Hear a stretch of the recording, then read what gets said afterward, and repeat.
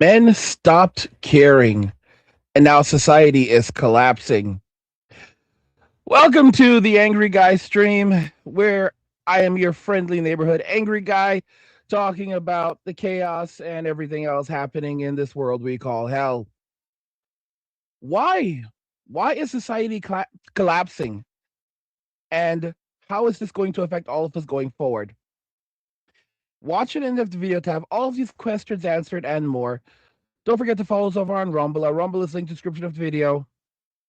And also, guys, don't let them tell you that you will owe nothing and be happy. Go and check out Angry's Crypto Academy to learn how to buy, sell, and trade crypto while making massive profit. The Academy is linked in the description of the video. Like the video, turn on notifications, never miss another video ever again. Share the video. Let's go ahead and jump right in. So, guys, 2026 is not looking so hot.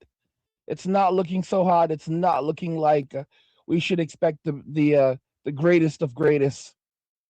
There is actually a report right now that evidently it's firsthand on the ground coming from out of I heard South Korea, that the video will be raising the prices of their 5090 graphics cards by double. So these cards have already cost over $2,000, realistically around 2,500. So when you multiply that by 2, you get 5,000. So they're going to be raising the price to about $5,000 for these cards, which would basically mean that other cards would also be skyrocketing in cost as well. What this is actually positioning us for is what we've been told is the rental economy. So not only are we being pushed to subscription services, where, because the video also basically put a cap on the number of hours that you could play games for, 100 hours per month on their GeForce streaming service. It's basically GeForce Now, where you can basically stream games from your Steam library. It used to be unlimited. Now it's going to be 100 hours per month. And Game Pass also doubled the price from like 15 to $30 pretty recently. Everything is going up. But the world that we are now being positioned for, and this doesn't just affect PC components, it affects everything. It affects rents, it affects housing, it affects food. We're going to get into all of that.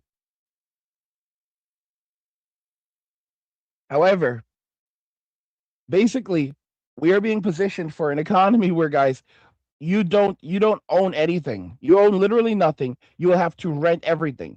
So, for example, Nintendo gave us a preview of what this is going to look like.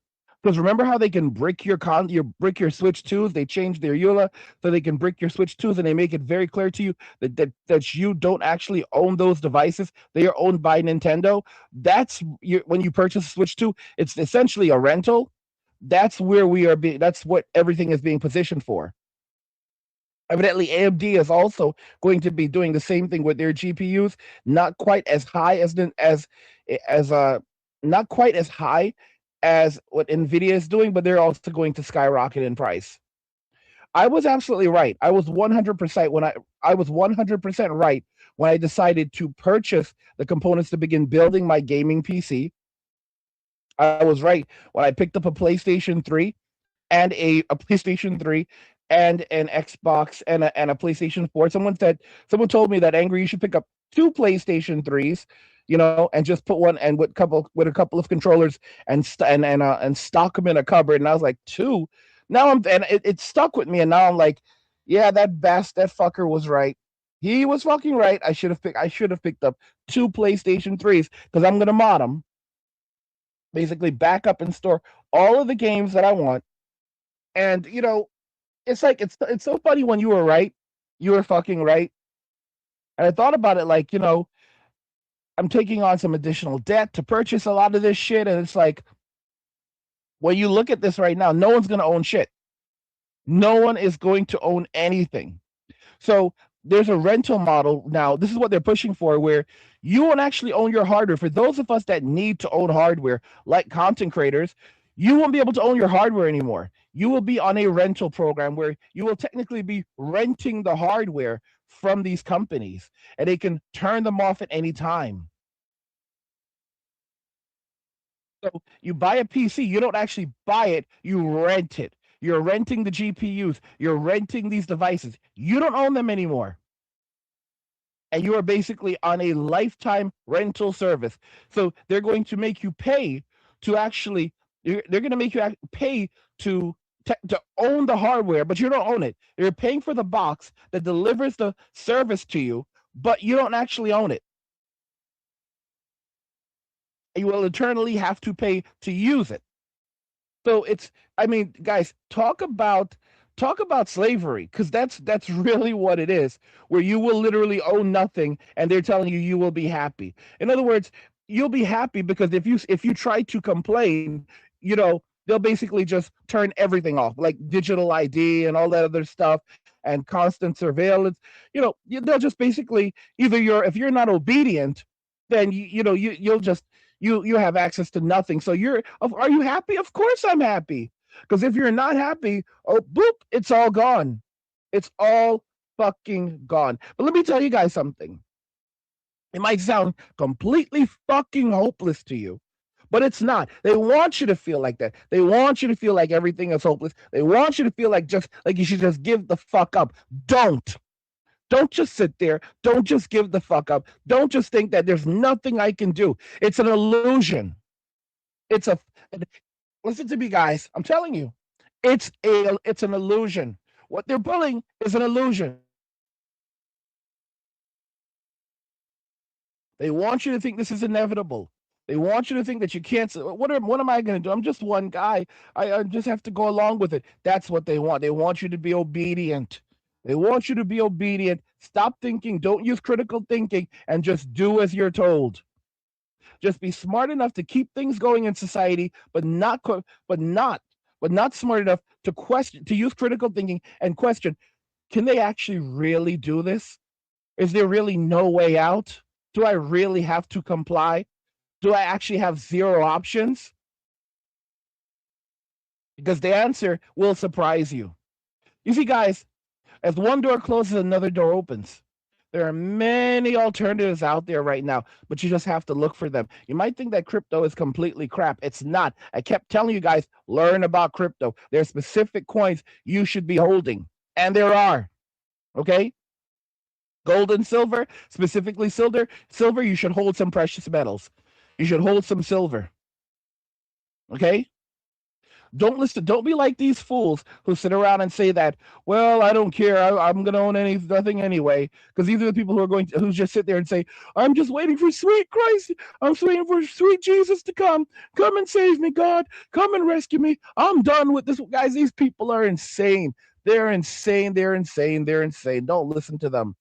Don't listen to them, because these are the people who will suffer the most while blaming everyone else for their suffering, because they refuse to use just a little bit of common sense. Right now, I'm looking at purchasing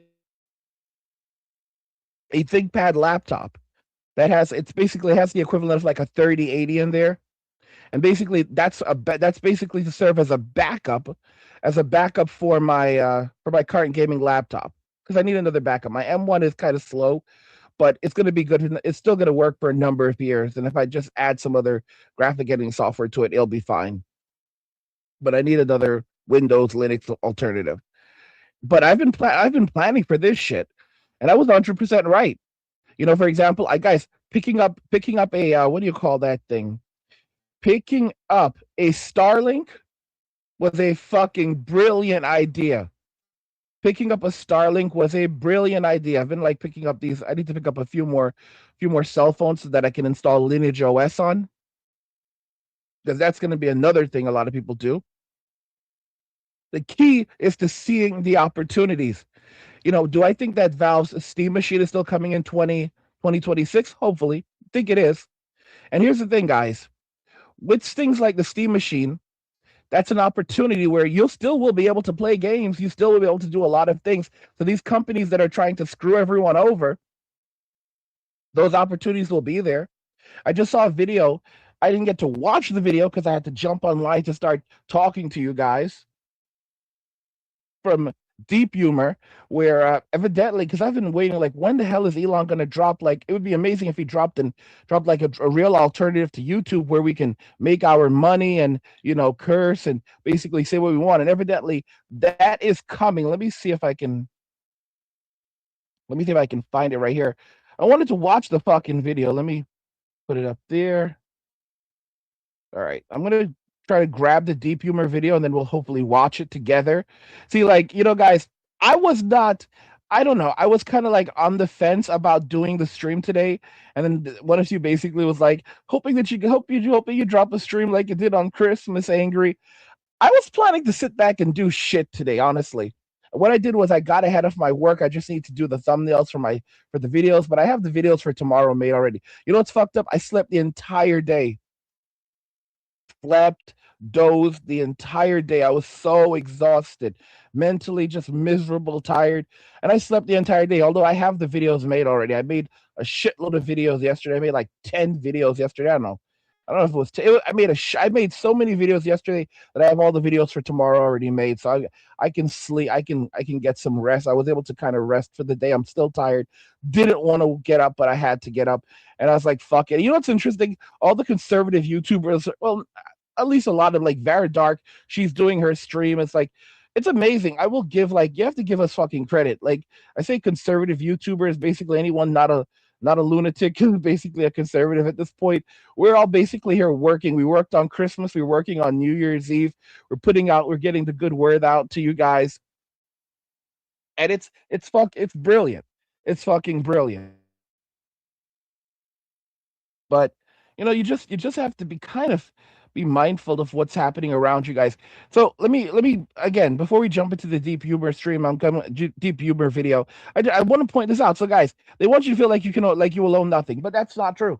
You will have alternatives. You don't have to go and buy the latest things. You can. I mean, of course, let me tell you right now, the used market is going to skyrocket, which is the reason why you guys should start. Go pick up a PlayStation 3 like I did. Pick up two.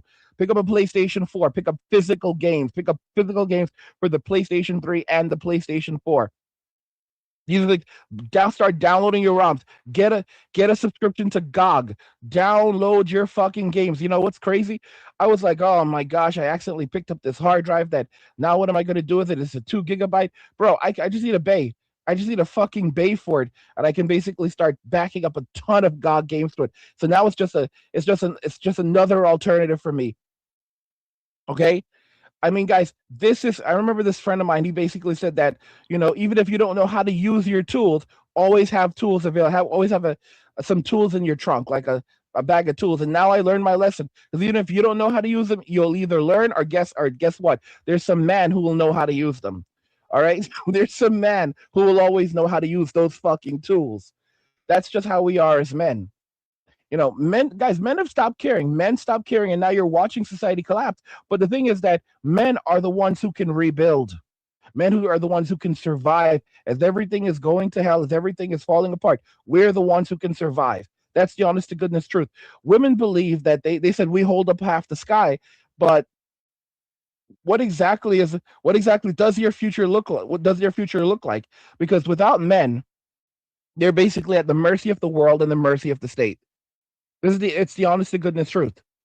And of course, they don't realize this. And it's not, you know what? Most men are basically out here like, yeah, not my problem. I'm not out here trying to save anyone. I'm focusing on myself. A lot of guys are just have a lot of guys are like, yeah, I just want to focus on my peace because men found peace in their solitude, and a man who is not fighting for love of family or love of country will only fight for his peace. So that's kind of the reality that we're in right now. But it's not a situation where you will do nothing. Like, bro, there's so many things that you can do. There's so many options you can do. Oh, you're gonna push me out of the medical system if I don't have digital ID.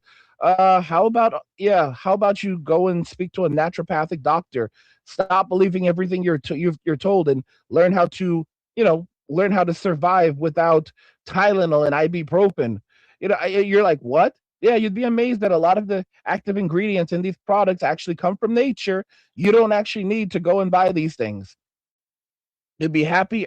You'll be happier and healthier without these systems in place. I'm just being real with you. And even then, they can't completely block you out. They can't lock you out of everything. They want you to believe that they can lock guys. They want you to believe that you'll be locked out of everything if you don't comply. This is absolute nonsense. These are absolute lies. They can't. They can't lock everyone out of everything because if they did, it would be nothing but chaos and anarchy. All right? They want to give you the illusion that you don't have any choices when you do. But you may not believe it or not, but you do still have some you do still have some protections under under the law, and you have to basically flex them. You basically have to be polite and say no. No is one of the most powerful words, if not the most powerful word in the English language. Uh, Thank you, but no. You don't even have to say thank you. Just be polite. Be like the Japanese. No, no, no. Be so polite. Say it with the most polite way you can. No, no, sir, no. Okay. No, thank you. All right, there you go. That's the polite way of saying it. No, thank you. All right. A lot of you won't even say that. It's just straight up no. Okay, do you understand? Do you understand that you can be arrested because you're not yeah, I understand, sir, but the answer remains no. But listen, I'm just trying to cut you up. I understand, sir. Thank you so much. The answer is no. Thank you so much, sir. No. No, no, no, no, no. Telling you guys. Telling you. Eyes keep on opening. The eyes of people keep on opening. You guys, you gotta fuck things up for me a little bit. I'm gonna tell you why you fuck things up. Because I was gonna watch Stranger Things at 8. It's gonna start in 1 minute, evidently. Supposed to come out at supposed to drop it at a supposed to drop it about 1 minute. I was gonna watch Stranger Things. I was gonna watch Stranger Things, y'all. And the final season, it's kind of like the last episode was pretty shitty. Will basically he basically let the world know what's up. And this final episode was just essentially a movie, to my understanding. We were gonna finally, assumingly if things went the way they were supposed to, we were gonna basically watch Will throw it back on Mike. But now now I'm here with you guys, so I can't watch that. Not at least not right away. At least not right away. And I want you to thank yourselves for that. Thank yourselves for that. Thank yourselves for that.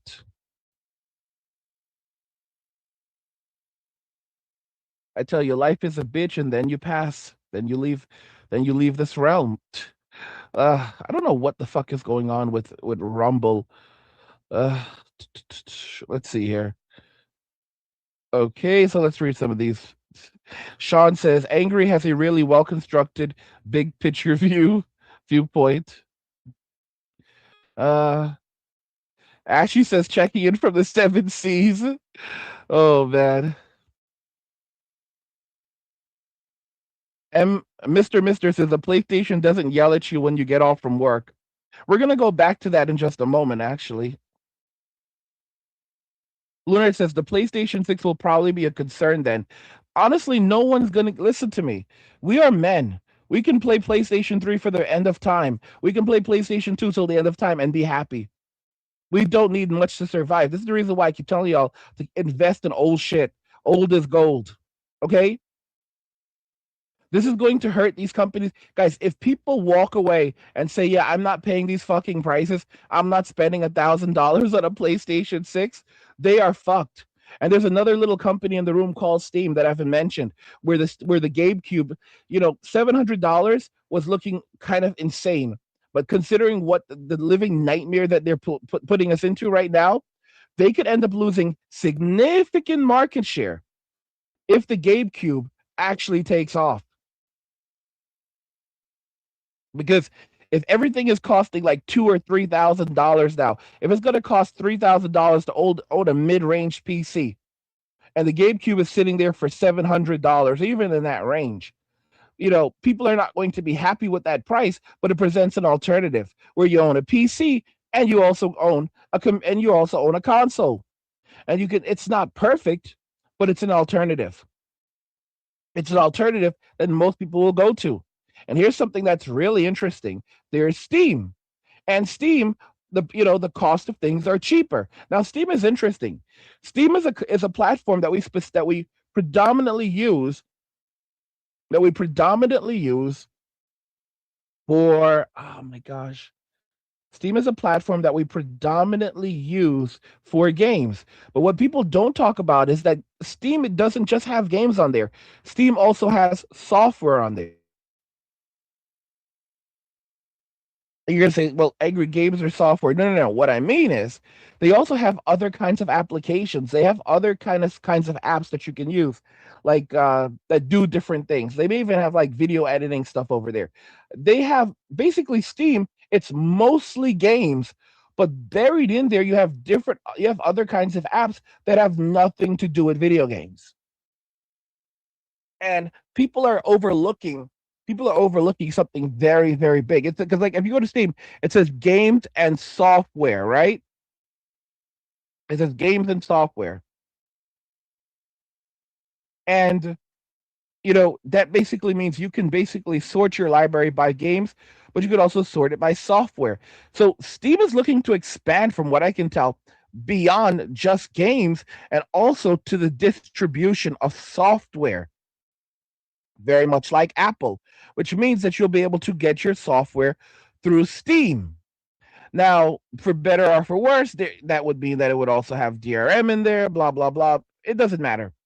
Steam is basically positioning itself to be the new Apple, to be the new Microsoft. And don't forget that you can use your Steam machine however in Steam OS, however the hell you choose to. Steam OS is pretty interesting because the way it operates is that it uses somewhat of a unified memory approach. Basically, it lets you use your system RAM and your VRAM together when gaming, and it just creates a much better experience overall. So you can use your older GPUs and whatever system you're using for much longer period of time. It's almost like it's perfectly built for anarchy, for hardship, for times like these. People are rapidly jumping over to Linux and abandoning Windows. And once trust is gone, it's very hard to get it back. So I know right now it feels like the sky is falling, but it's not, guys. It's not falling for us. We're men. We're men. We're the ones with the power to change. We're the ones with the power to adapt. We're the ones with the power to create. That's something that God gave to us. Okay. And the crazy thing is that as men, we are happier alone. Strange is happening right now, and almost no one wants to admit it. Men didn't disappear, they withdrew. Women are asking the same question everywhere. Where did all the good men go? What they don't see is this. Those men are home, calm, quiet, focused, cooking their own meals, playing games, lifting weights, sleeping peacefully. For years, the belief was simple. Men need women to survive. That loneliness would pressure them back into relationships. That silence would break them. But that assumption was wrong. Men didn't collapse without constant companionship. They didn't beg to be chosen. They adapted. And now, many of them are thriving in ways they never did before. This is not rebellion. It's not bitterness. It's a psychological response to prolonged emotional pressure. And once a man tastes peace, it becomes very difficult to convince him to return to chaos. And the reason men left isn't what most people think. It started quietly inside their own homes. Men don't leave suddenly. They leave slowly, one criticism at a time. I worked with a 38-year-old engineer, smart, disciplined, successful, divorced after years of being told everything he did was wrong. Not big things, small ones. How he loaded the dishwasher, how loud he breathed. The hobbies that made him feel alive, called childish. His effort never enough. After the divorce, something strange happened. His blood pressure dropped. He slept through the night. He smiled again. He looked younger. When I asked if he was dating, he laughed. Not bitterly, genuinely. Why would I volunteer for constant criticism again? That question is echoing inside millions of men right now. Men don't fear commitment. They fear emotional punishment disguised as partnership. And what breaks them isn't conflict. It's realizing the conflict was never about the problem. A sock on the floor can end a relationship. Not because of the sock, but because of what it represents. Many arguments begin with something trivial. Milk, shoes, dishes, texting speed. Then it escalates. You never listen. You don't care. You ruined my life. 30 minutes later, the man is apologizing, not for the issue, but for existing incorrectly. This isn't communication. It's emotional displacement. Internal dissatisfaction needs an outlet. And the safest target is the man who won't leave. Men become emotional shock absorbers for stress, regret, envy, and unresolved trauma.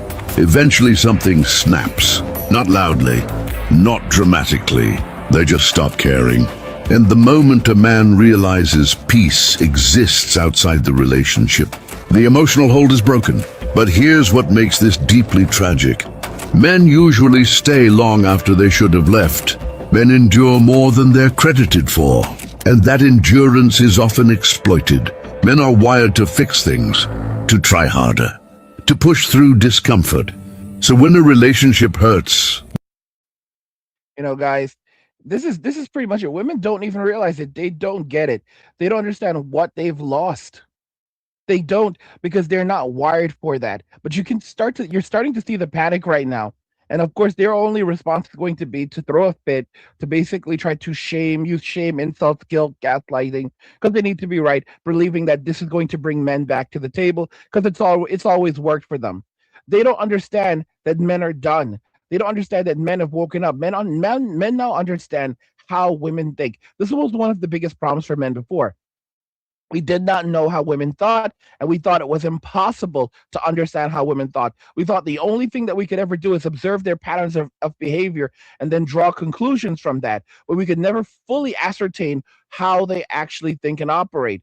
There was something missing, because we were trying to look at things from a lens of logic. What we needed to do was look at things from a lens of emotion. Women don't process things using facts, they process things using feelings. That was the missing link. We were trying to decipher how they logically rationalize without comprehending that they don't rationalize using logic. They rationalize using feelings. They don't rationalize using facts. They rationalize using feelings, and feelings then becomes their source of logic. It sounds insane, but that's actually how it works. This is the reason why the most insane thing can seem rational when you're speaking to a woman, because she's not thinking from a place of reason. She's thinking from a place of feelings. So it doesn't matter how many times you argue and try to prove to her that the sky is blue, she will always say that the sky is orange because her feelings tell her so. And even if she damn well knows that it isn't, she won't care, because the only thing that a woman is loyal to in this world are her feelings. The only thing that a woman actually trusts in this world are her feelings. And wherever the wind blows, her feelings will go. Women don't actually want men to be happy. They don't want us to be happy, because if we're happy, then that means that we're not constantly thinking about them, and we're not constantly engaged in whatever they and we're not constantly engaged in them. You see, women want men to be constantly focused around them. Women don't actually want us to be happy. They don't want us to be happy. They don't want us to be healthy. They don't want us to be well rested.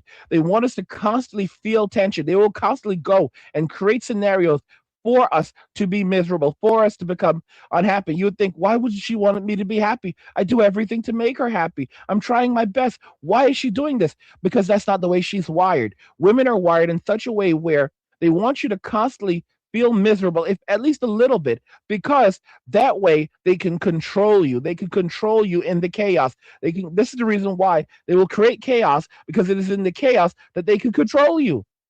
Because now you're throwing off your center of gravity. For a man, reason is his center of gravity. Logic is his center of gravity. Once you throw him off, you throw off his center of gravity, and you're using emotion. You're using emotions to blackmail him. You're using emotions to control him while trying to pass it off as trying to gaslight him along the way. He's trying to figure out what's going on. He's trying to reassess, but he doesn't understand that it's nothing that he's done. He's simply being manipulated. It's the tool sets that nature has given them to survive. But now we've deciphered it. Okay, and we're deciphering it more and more and more. This was something you were never going to win. I actually have a video from Alexander Grace. He's a good guy. I've known Alex for many years at this point. I've known Alex for maybe a good 7. it's like 2025, 2020 to 2025 was just pretty rapid. Known Alex for at least maybe 6 to 7 years, but probably around 7 years. Could be more than that. I've known him for a good minute, but I remember years ago, my only gripes with Alex was I felt like he was going too easy on female behavior. He was aware, he was well aware of what women were doing, but he was still very much like, let's give them a chance. Let's give them a chance. And now he's something shifted. You're like in the more recent years, something shifted, and he's basically just seeing what raw female behavior is, and he's adapted to that, and his content has changed quite a bit. He's fighting, and he's been producing some of his best content at this time, which is unbelievable. That really embraces more black pill, not red pill, black pill views. Because to really understand women, you cannot understand women through a red pill lens, believing that they don't think like you. So there are certain things that you have to do to make them happy, and then you can have this wonderful and happy relationship with them. It doesn't work like that. The red pill taught us that things don't work the way that we believed it does. Women don't think the way that we believe they do. The black pill teaches us. Now you'll be surprised. Now you can see just how dark their thinking actually is. So I do have that video from Alex. Um, he actually titled it "Women Won't Be Laughing Soon." I think. Let me see that. Yeah, women won't be laughing soon. Yeah, guys, let me tell you something. One of the just like a GPU is going to be a luxury product in 2026. You know what's going to be also a luxury item? It was also going to be a luxury item. A man having a boyfriend, having a husband is going to be a luxury item, and women are going to be panicking because on one hand, their hypergamy is still telling them that they deserve something better. On the other hand, most women can no longer find husbands. Most women can no longer get boyfriends. They're struggling out there. And men are now, and here's the thing: men are rapidly getting divorced. Guys, men are filing for divorce. Men are filing for divorce rapidly right now, and the state is seeing it, and they're trying to stop it and mitigate it because men are walking away, and they think that making boys take these courses, teaching them about why the manosphere is toxic and why they need to be better citizens and they need to do better. They think that this is only going to make these boys into better men. This is only going to lead to fewer. This is only going to lead to boys engaging less in society. Okay, because they're damned if they do, they're damned if they don't. So now you just have a bunch of, they don't even understand the level. You're conditioning every level of reasonable thought out of these people. So they're not going to do, you're like, oh well, they're going to comply. They're going to do nothing at all. They're going to completely walk away. They're going to completely disengage. You think, guys, this doesn't make them, if you have no ability to reason whatsoever, then you are basically an SL. I don't want to say it like that, but it's, yeah. I mean, now your mind is enslaved. That's not a person who can function in society. I did predict that when it came to Gen Alpha, I predicted that many if not most of them would never hold a normal job a day in their lives, and I was right. Granted, normal jobs are going to become a thing of the past. I've been telling you guys that the creator economy. We are moving into the creator economy where every person will have to learn how to create individual value. And I kept telling you guys, learn, learn, learn, learn, learn. You need to learn these skills, how to create your own online remote business. Guys, don't forget to check out Angry's Creator Academy because I teach you how to do this. All right, I teach you how to do this. It's a great place to go and learn these skills because it's going to be hell out there. There's not going to be any 9 to 5. You have to learn how to create these skills for yourselves, guys. You have to learn how to create these skills for yourselves, how to build your own business, build your own brand. Notice, guys, I have not had a 9 to 5 job in over 10 years. Over 10 years. I mean, my gosh, it's like it'll be pushing towards 15 years soon. I haven't had a 9 to 5 job. It'll be pushing towards 15 years soon where I have not had a 9 to 5 job. 15 years. All right. Haven't held a 9 to 5 job in almost 15 years. So you guys need to understand you can do this. You can build your business. You can build your brand. You just need to know a couple of things. All right. One of those things is learning how to set up an LLC. You set up as an S Corp, so it works as a pass through entity to let you pay your taxes. You just guys, you just need to know a few things. You starting your online business. You're like, oh well, I don't want to do this, guys. You can start something. This you'd be amazed what you can do. You can start a faceless YouTube channel. You can, and right now, oh, I do have the video from I do have that video I want us to watch together from Deep Humor because it talks about YouTube finally has competition, and evidently Elon is about to launch his alternative to X, his X alternative to YouTube, where you'll be able to make a livable wage. Guys, I was so right for picking up Starlink over Christmas because, like, that's something that I should be able to use to like connect to the internet if, when shit goes downhill. Like, guys, like I really did plan. I did plan. There's much more that I need to do. It's just the expense of everything else. The expenses are so high. But if you think about it very carefully, when everything goes to hell, it's like those who planned ahead will be able to continue producing content supposedly, and those who plan, and I mean, I think I'm kind of good right now. I think I'm kind of good right now. I've got a lot of ROMs backed up. I need to back up even more, but thank God I have tons of storage just laying around now. So it's just a matter of backing up like my GOG games. I think the hard drive that I just picked up, that I just need to get a dock for it. I basically will just back up. Maybe I'll just use that to back up back up a bunch of my GOG games on that one.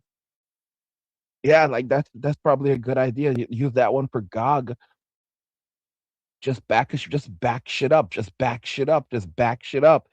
All right? Like the rainy day, stock up on food, water, all of that shit. You know, have my alternative power supplies. That's really it. That's really how we have to roll right now. That's really how we have to roll right now. You have to have those alternatives in, man. Okay? You have to prepare. That's the thing, guys. Men are designed for hard times. We are preppers we're minimalists by nature, and we are preppers by nature. Okay? At least some of us. At least some of us. It says, let me see this. Red says angry silver will break the banks. There's a 45-year deficit due to the manipulation of the comics and spoofing. I had no idea. Guys, there's so much knowledge in the manosphere. This is what I tell you about, guys. Don't let them think that they own you. All right? We're the ones with the knowledge. We have this. The manosphere is so powerful. That's why they fear the manosphere. There's so much fucking knowledge in here. What we have problem solvers. We have problem solvers in the manosphere. All right? The men are women basically are whenever there's a problem, women offer support, men offer solutions. All right, men offer solutions.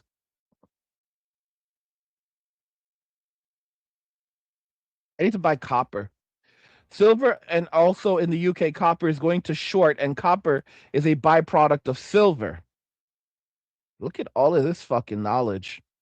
Mr. Mister says I slept 15 hours today, and it was everything I imagined it could be. Jesus Christ.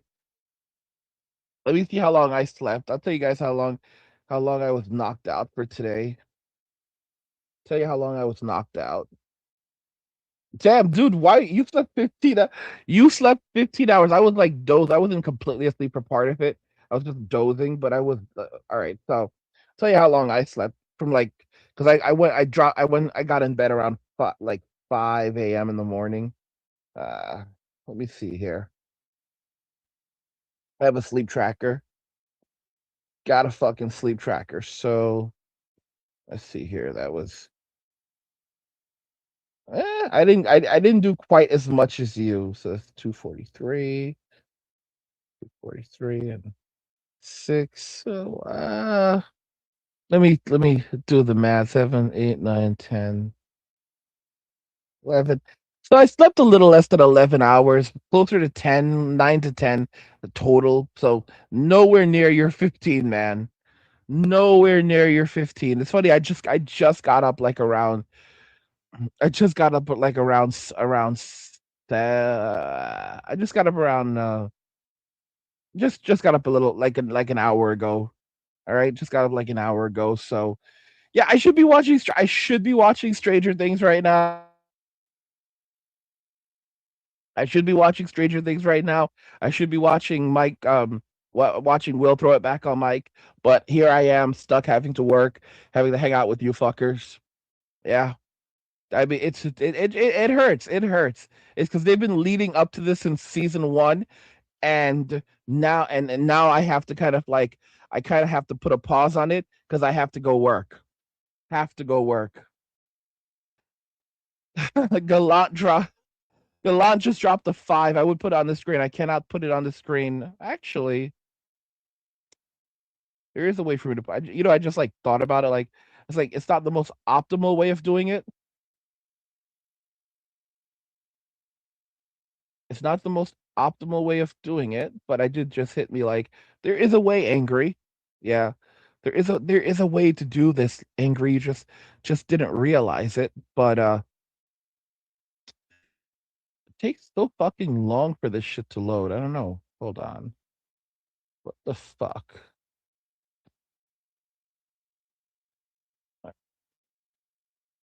Yeah, so Gallant just dropped a 5. He said, "Get some more Red Bull, keeping you fueled, guys. If you want to support me, support my Red Bull, support guys. I'm here streaming for you guys. I'm here streaming for you guys. Thanks for the donation, Galat. I'm here streaming for you guys on New Year's Eve when I really should be taking the day off. All right. You know what led the voice basically was like, I really hope you do a stream today, just like you did on Christmas, keep us company.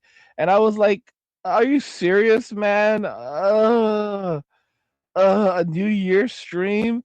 Guys, I legit was not really planning to do a New Year stream. Like it was something that could have happened, but I wasn't really planning on it like that. I thought about it, it could have happened, but I was not planning. Like it wasn't going to be one of those. Yeah, I'm definitely going to do it. I was like laying in bed. I was like, fuck it, I'm just going to get up and do the stream. And this keeps on happening because instead of having tasty food, right now I should be having tasty food and watching like I should be having what do you call it? What's it called? What do you call that fucking tea? I drink it so often. Is it bubble tea? I think it's bubble tea, you know. Bubble tea. Should be having bubble tea with chicken tenders and just relaxing watching Stranger Things. But instead here I am. Here I am with you guys. Here I am. Now, of course, I have not had anything to eat today. Not even a single bite to eat because I've been sleeping the entire day. Woke up for just a little while and then went right back to sleep. I've been sleeping the entire day away. Slept the entire day away. I'm still tired. I wouldn't have gotten out of. I basically had to kind of get up, and I got up, and then now it's like, well, yeah, yeah. Anyway, let's go ahead and watch. We're gonna put on this video in just a moment from Deep Humor. We also have one from Alexander Grace.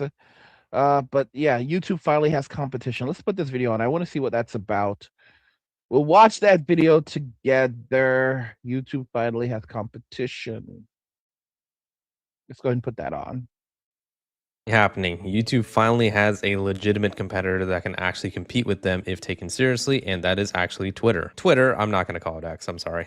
Twitter has already been having video sharing as a part of their platform for a while now, but now they're going to be increasing creator revenue that is generated not only from videos, but just normal tweets as well. So as I'm sure you guys know, Elon Musk owns and runs Twitter, and he was talking about the fact that you can actually get way more money on YouTube than you can on other video sharing platforms and other social medias in general. In October, he actually highlighted that Twitter was underpaying its creators. Musk wrote, "No, the issue is that we're underpaying and not allocating payment accurately enough." And then he actually even pointed out YouTube and said YouTube is doing a much better job. So they do have a creator monetization program right now, which I will be showing you guys in a second. But now they're actually going to be increasing payouts to Twitter users. And remember, a lot of the YouTube competitors at the moment, or they're trying to compete with YouTube and none of them are succeeding, are platforms like Vimeo, Rumble, Dailymotion, Odyssey, and most of them are their own companies that they started with the purpose of video sharing and video sharing only, meaning they don't all have the funding that YouTube does by being backed by Google. Yes, TikTok, Instagram, and Facebook technically compete with YouTube too, but nobody really goes on those platforms as like, oh, let me try to upload long form videos and make money from them.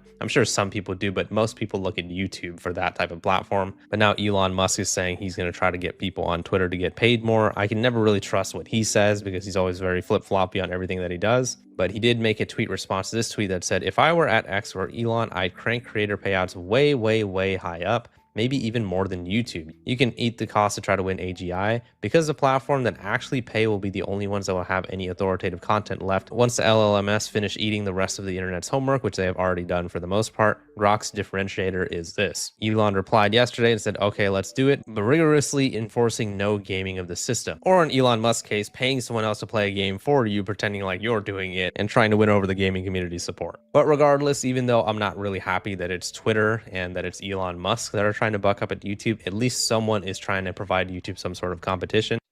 I will say this: the one problem with X is the fact that it doesn't have the same structure as YouTube. So like, there's like you're not just like clicking. You don't have like a section of as far as I've noticed it of like X where you just have a steady stream of like, okay, well, I can find all of my videos the way I can watch them on YouTube.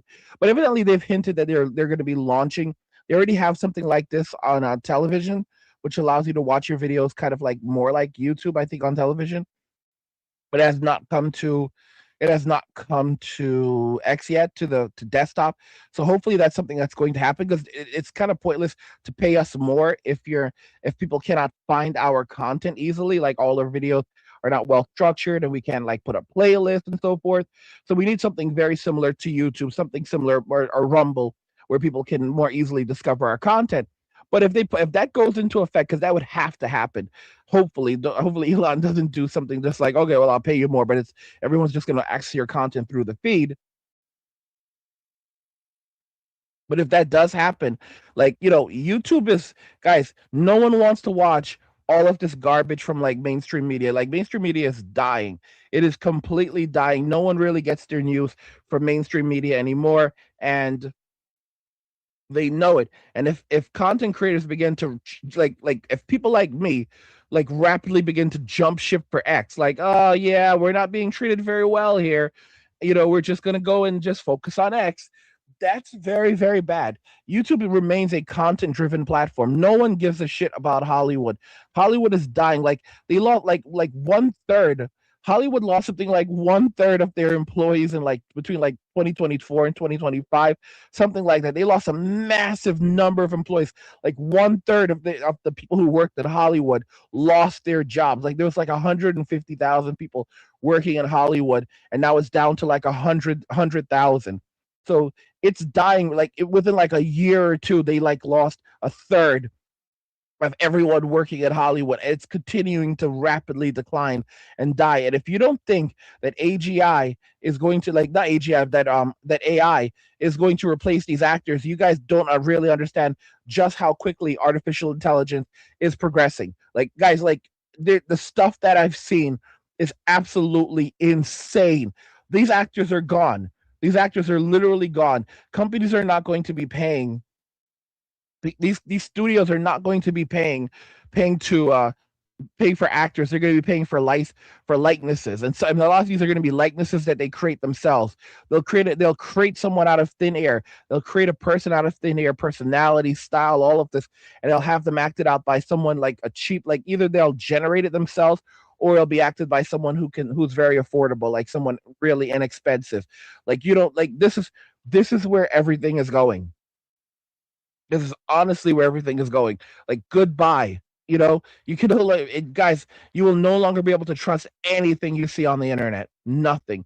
Who you're speaking to, anything. You will not be able to trust anything, because it's going to look so real, so lifelike, that you can't trust anything. I've already seen it.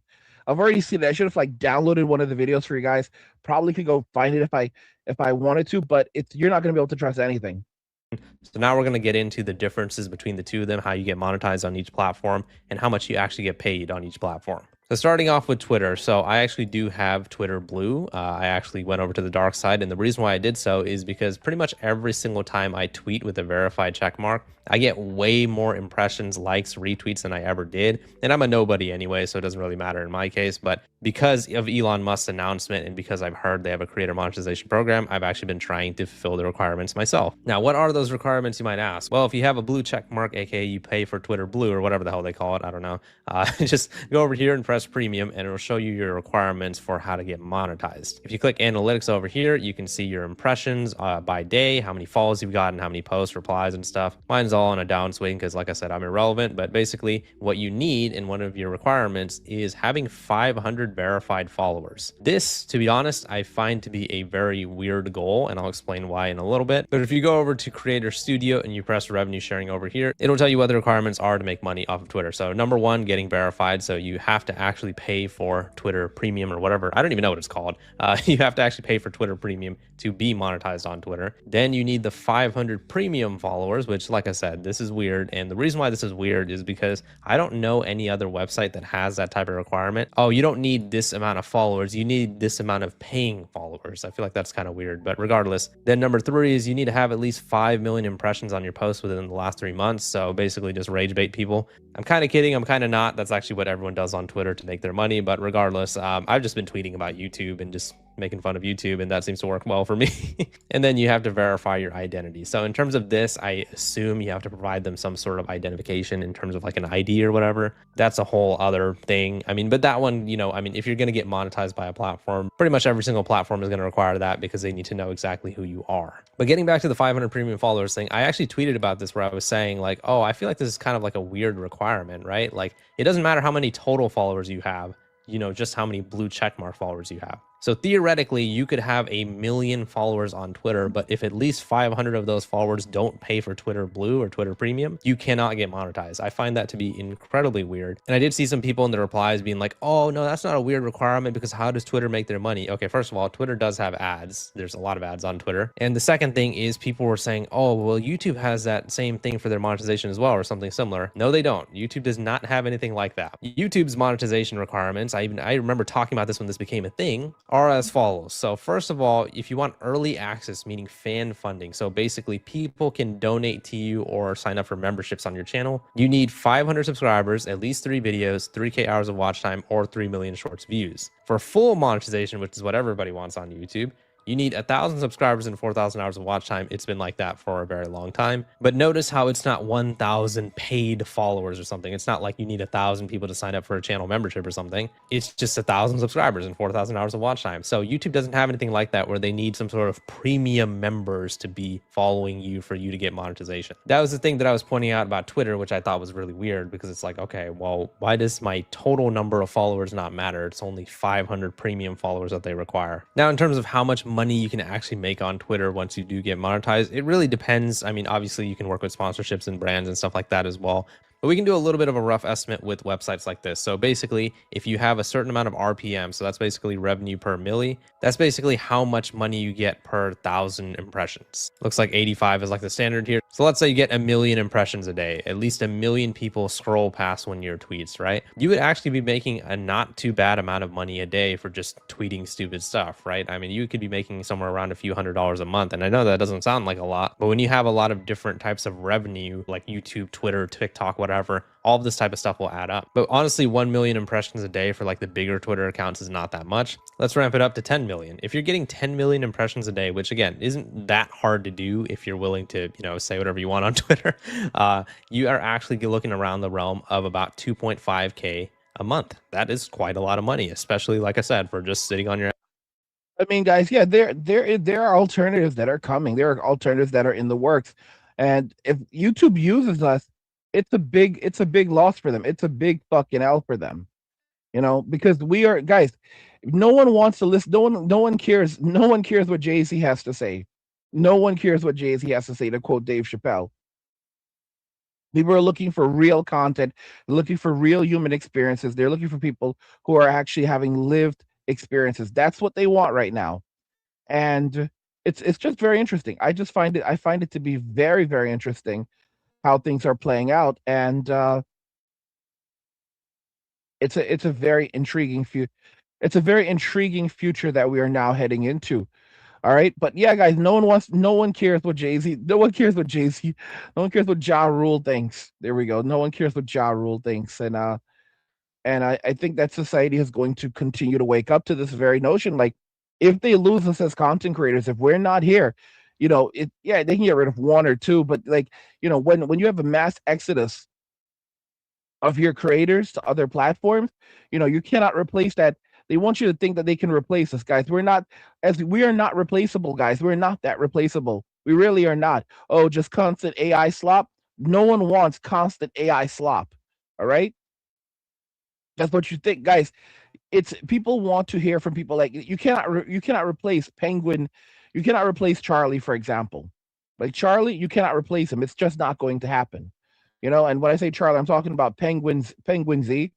You're not going to replace him because people don't care about AI. They care about the experience. They care about a genuine opinion. They care about the connection. All right.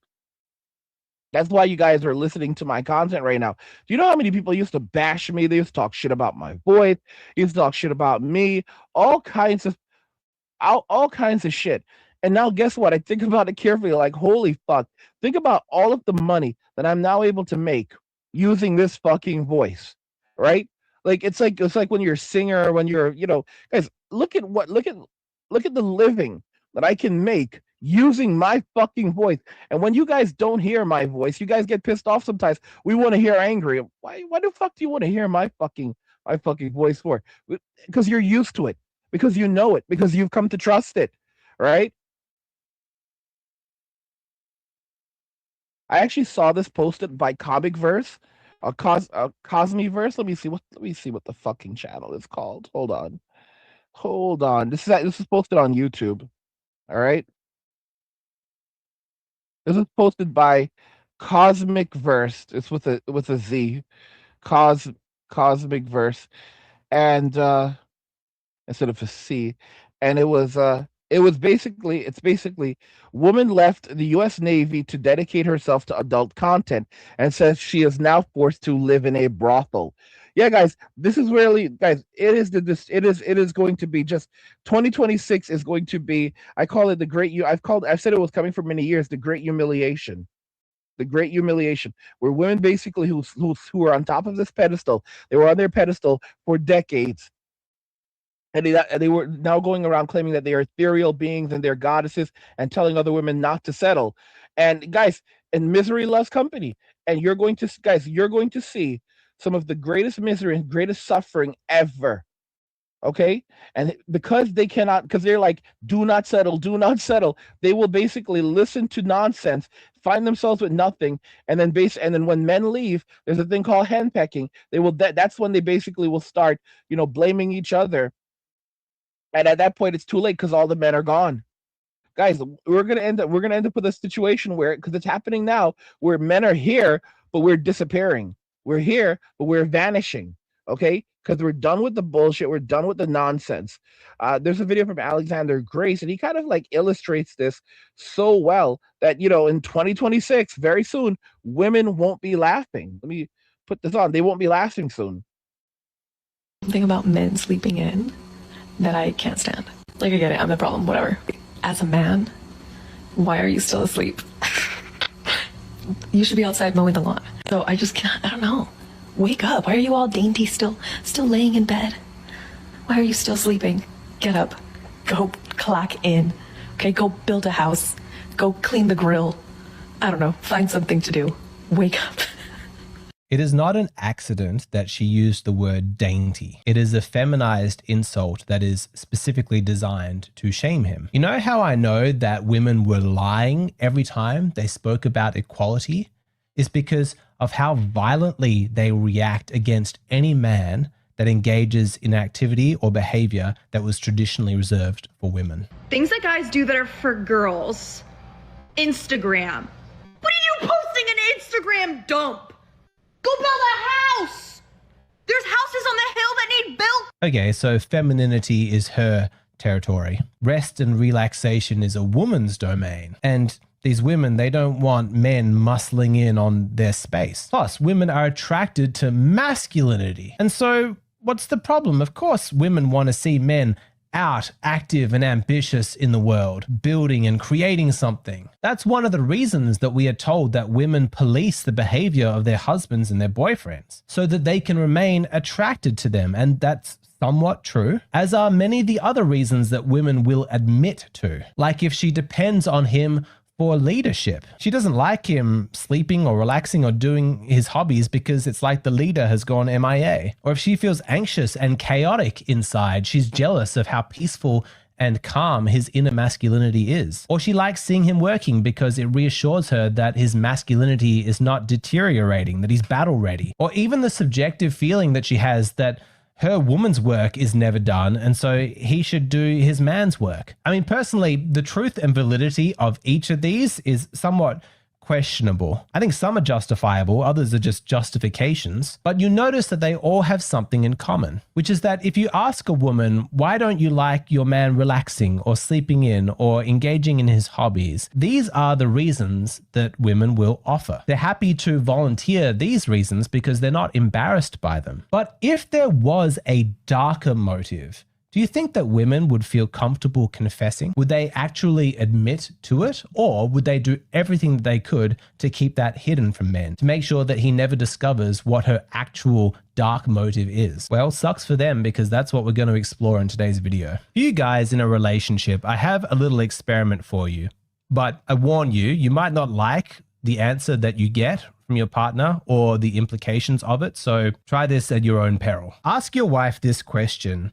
honey, if I made a genius investment and I suddenly came into like $10 million or whatever is enough to support us both long into retirement, if that occurred, how would you feel if I spent the rest of my life relaxing and sleeping in and just indulging my hobbies? I didn't do any work anymore. I just enjoyed my life. How would you feel about that? Again, I warn you, only ask your girlfriend or wife this question if you're feeling genuinely brave. And hopefully, fingers crossed, you know, for you guys who are subscribed to my channel, who know this stuff, who ideally have made good choices and have partnered with high quality women, you'll get an answer that is really great. She'll say, oh, that would be amazing. God, life is difficult. Don't we deserve some happiness? If that occurred and you made that genius investment, then you just deserve to relax and have fun. And I get to relax with you. I would feel like the luckiest woman on earth. And every day I saw you indulging your hobbies, it would just make me happy in my heart. To see you live your dream, to see you fulfilled, that would just be just heaven for me. Man.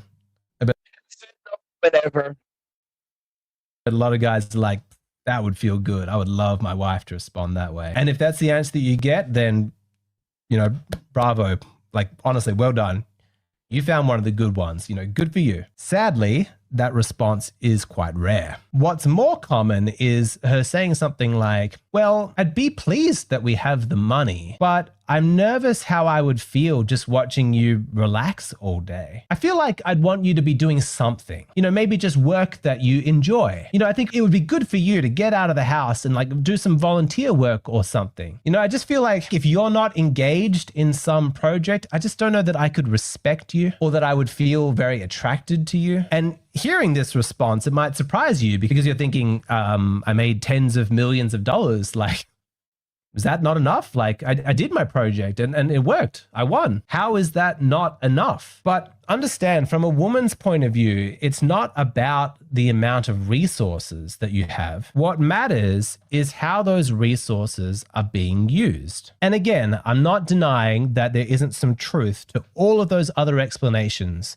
that she offered up. But what a woman won't admit to is that even if you have millions of dollars, that doesn't really count for much in her mind if you're spending all of that money on yourself, your hobbies, your passion, your freedom. Seeing you become very wealthy and then just start indulging yourself, buying all the things you've always wanted, doing whatever it is that you want, believe it or not, rather than feeling happy for you, a lot of women will feel very insecure. And I know that this might be hard to believe, but many women would actually prefer to be with a husband who makes significantly less money if it means that his job makes it so that he is too busy to focus on spending all of the money he makes on himself. If he's occupied in making the money and not thinking about spending it, that means that she gets to be in control of how that money gets spent. I'm going to quote, women want to control the men.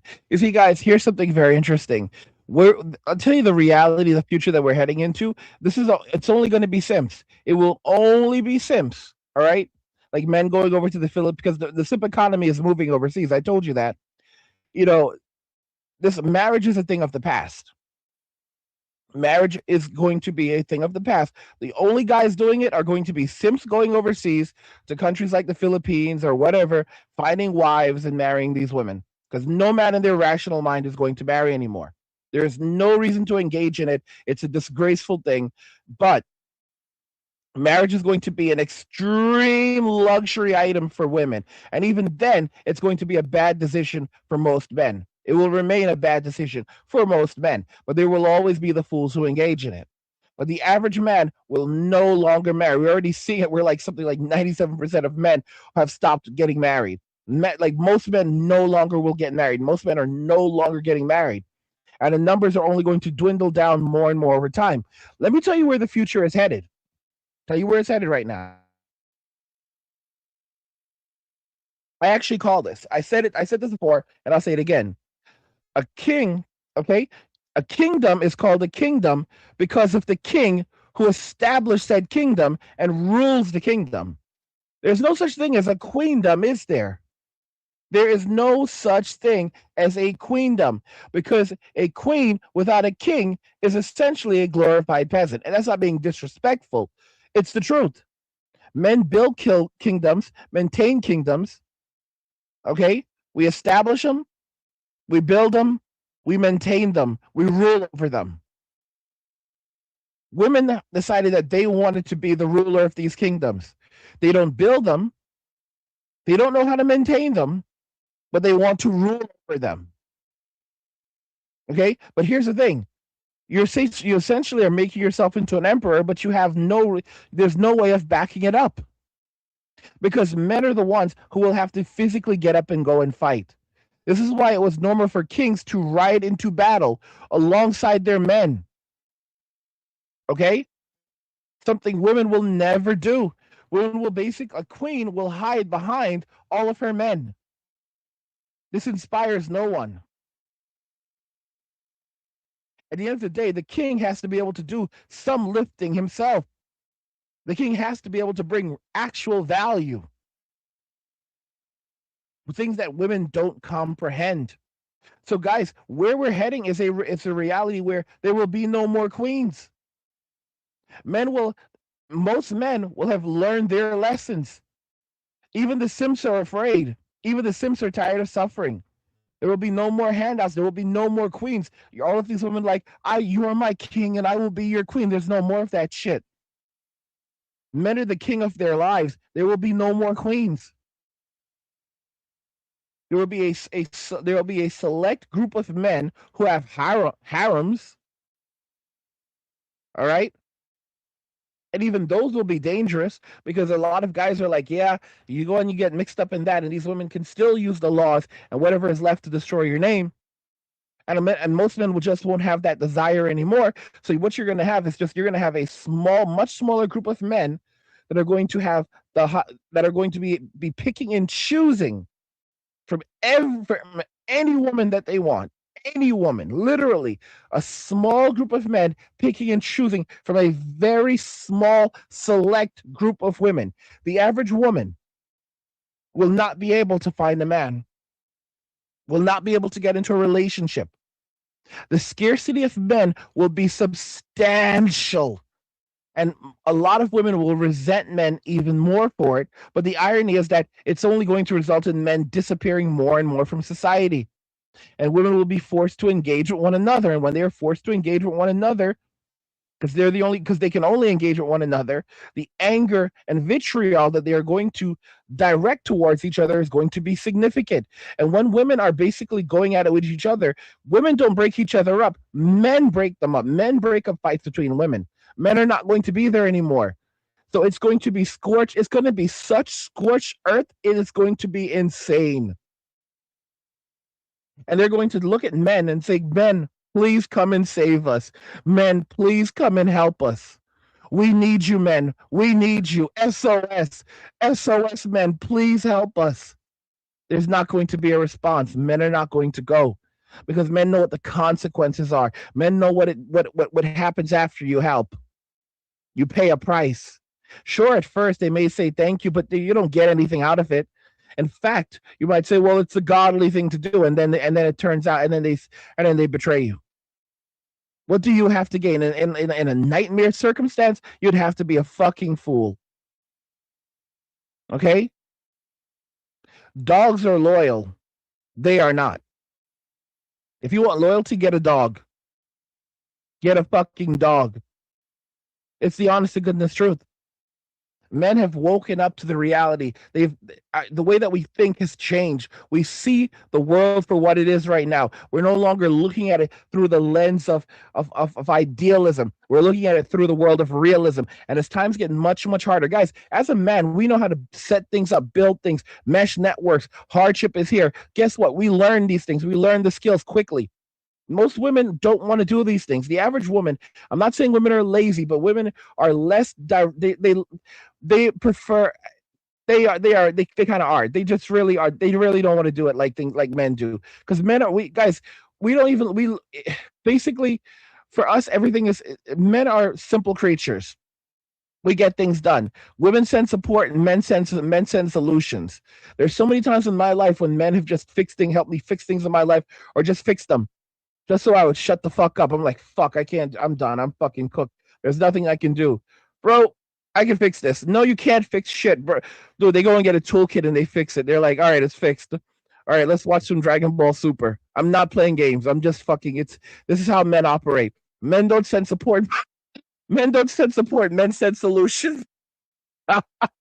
Men don't send support. Men send solutions. And guess what? Women took it for granted. Women have always taken men for granted.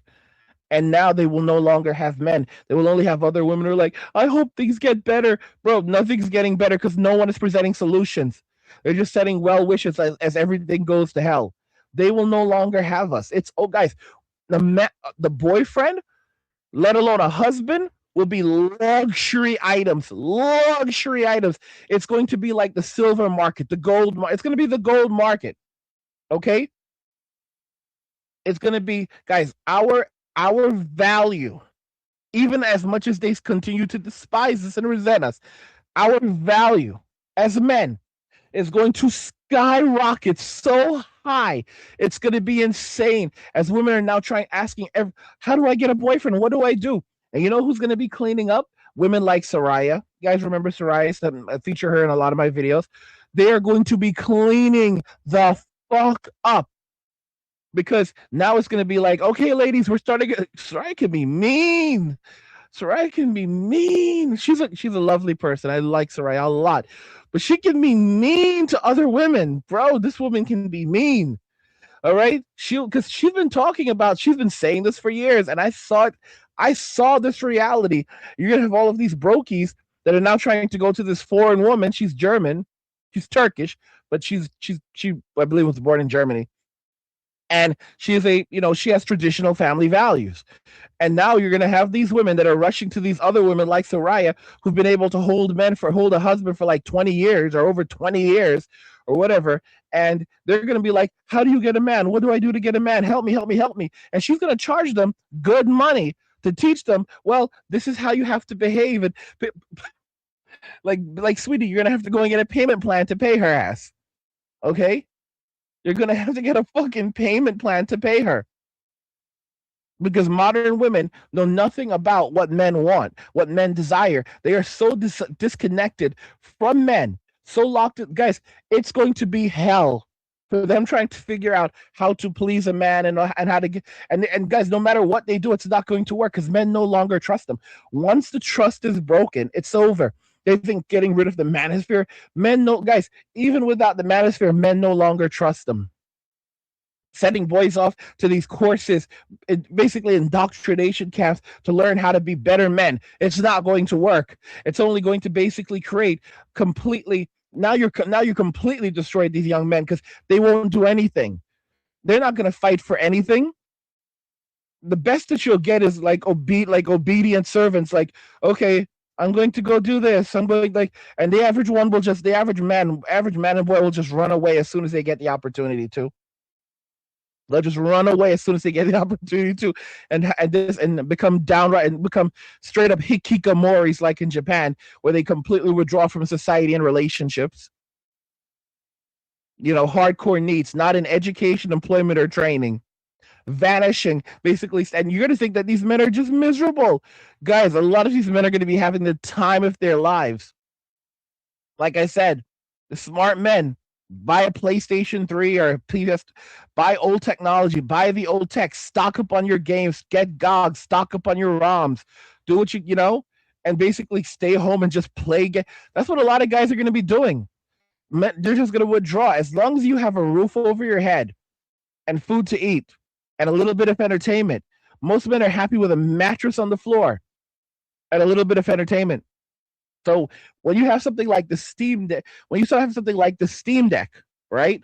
The Steam Deck, the Steam machine, or the Steam frame, and guys, there's a Steam. I've already figured it out. What Valve is going to release is not going to be a phone. They're going to release a pocket PC that can also be used as a phone. That's what they're going to release. There's going to be the Steam. They're probably going to call it something like the Steam Deck Pocket. First, some of you guys are going to say, guys, if this happens, there'll be some of you who are like, say, wait a minute, Angry actually said this a couple of years ago. He called it. He said they were going to release a pocket PC that could be used as a phone, and it's going to run all of like applications. You can plug it into a monitor and everything. It's going to basically achieve what all of these other companies have dreamt of, like an actual pocket PC. Like people are like smartphones are pocket PCs. No, they're not. They operate kind of like that, but they're not true pocket PCs. The Steam, let's just call it the Steam Deck Pocket, is going to let you play your games on these devices. Most of your Steam library will be playable on these smartphones using Steam OS, and they've already solved the problem because you can now sideload games using Steam OS onto the next version of Steam OS that runs on the Steam frame, and basically you'll be able to sideload Android apps. You'll be able to run full Linux on it. I mean, it is full Linux, so you'll be able to run full applications and full games, meaning that they're going to develop an overlay. That's how they do it, so that you can play your games anywhere. And if you want a full experience, you'll have something where you can just connect the device to to a case that has controls. I forget I don't call it, if they call it the bare black bone or something like that. But you know what I'm talking about, like these cases that you can put your cell phones in, and it has like full controls, like a PlayStation 4, like a PlayStation controller, and it transforms it into like a full-fledged gaming device. That's what you're gonna have. All right, Steam Deck Pocket. All right, but they're not gonna call it a phone. They're gonna, guys, they don't call the Steam Deck a portable gaming handhold. They call it a portable hand. They call it a handheld PC, like a gaming handheld PC, right? They don't call the Steam machine a console. They said that it's a PC. It's a PC gaming hybrid, right? They're still calling it a PC. They don't call the Steam frame. They don't call the Steam frame a VR. They call it a PC. A PC that can play a PC that plays VR, right? So it's not going to be a smartphone. It's going to basically be a smart PC, it's going to basically be a smart pocket PC, the Steam Deck Pocket.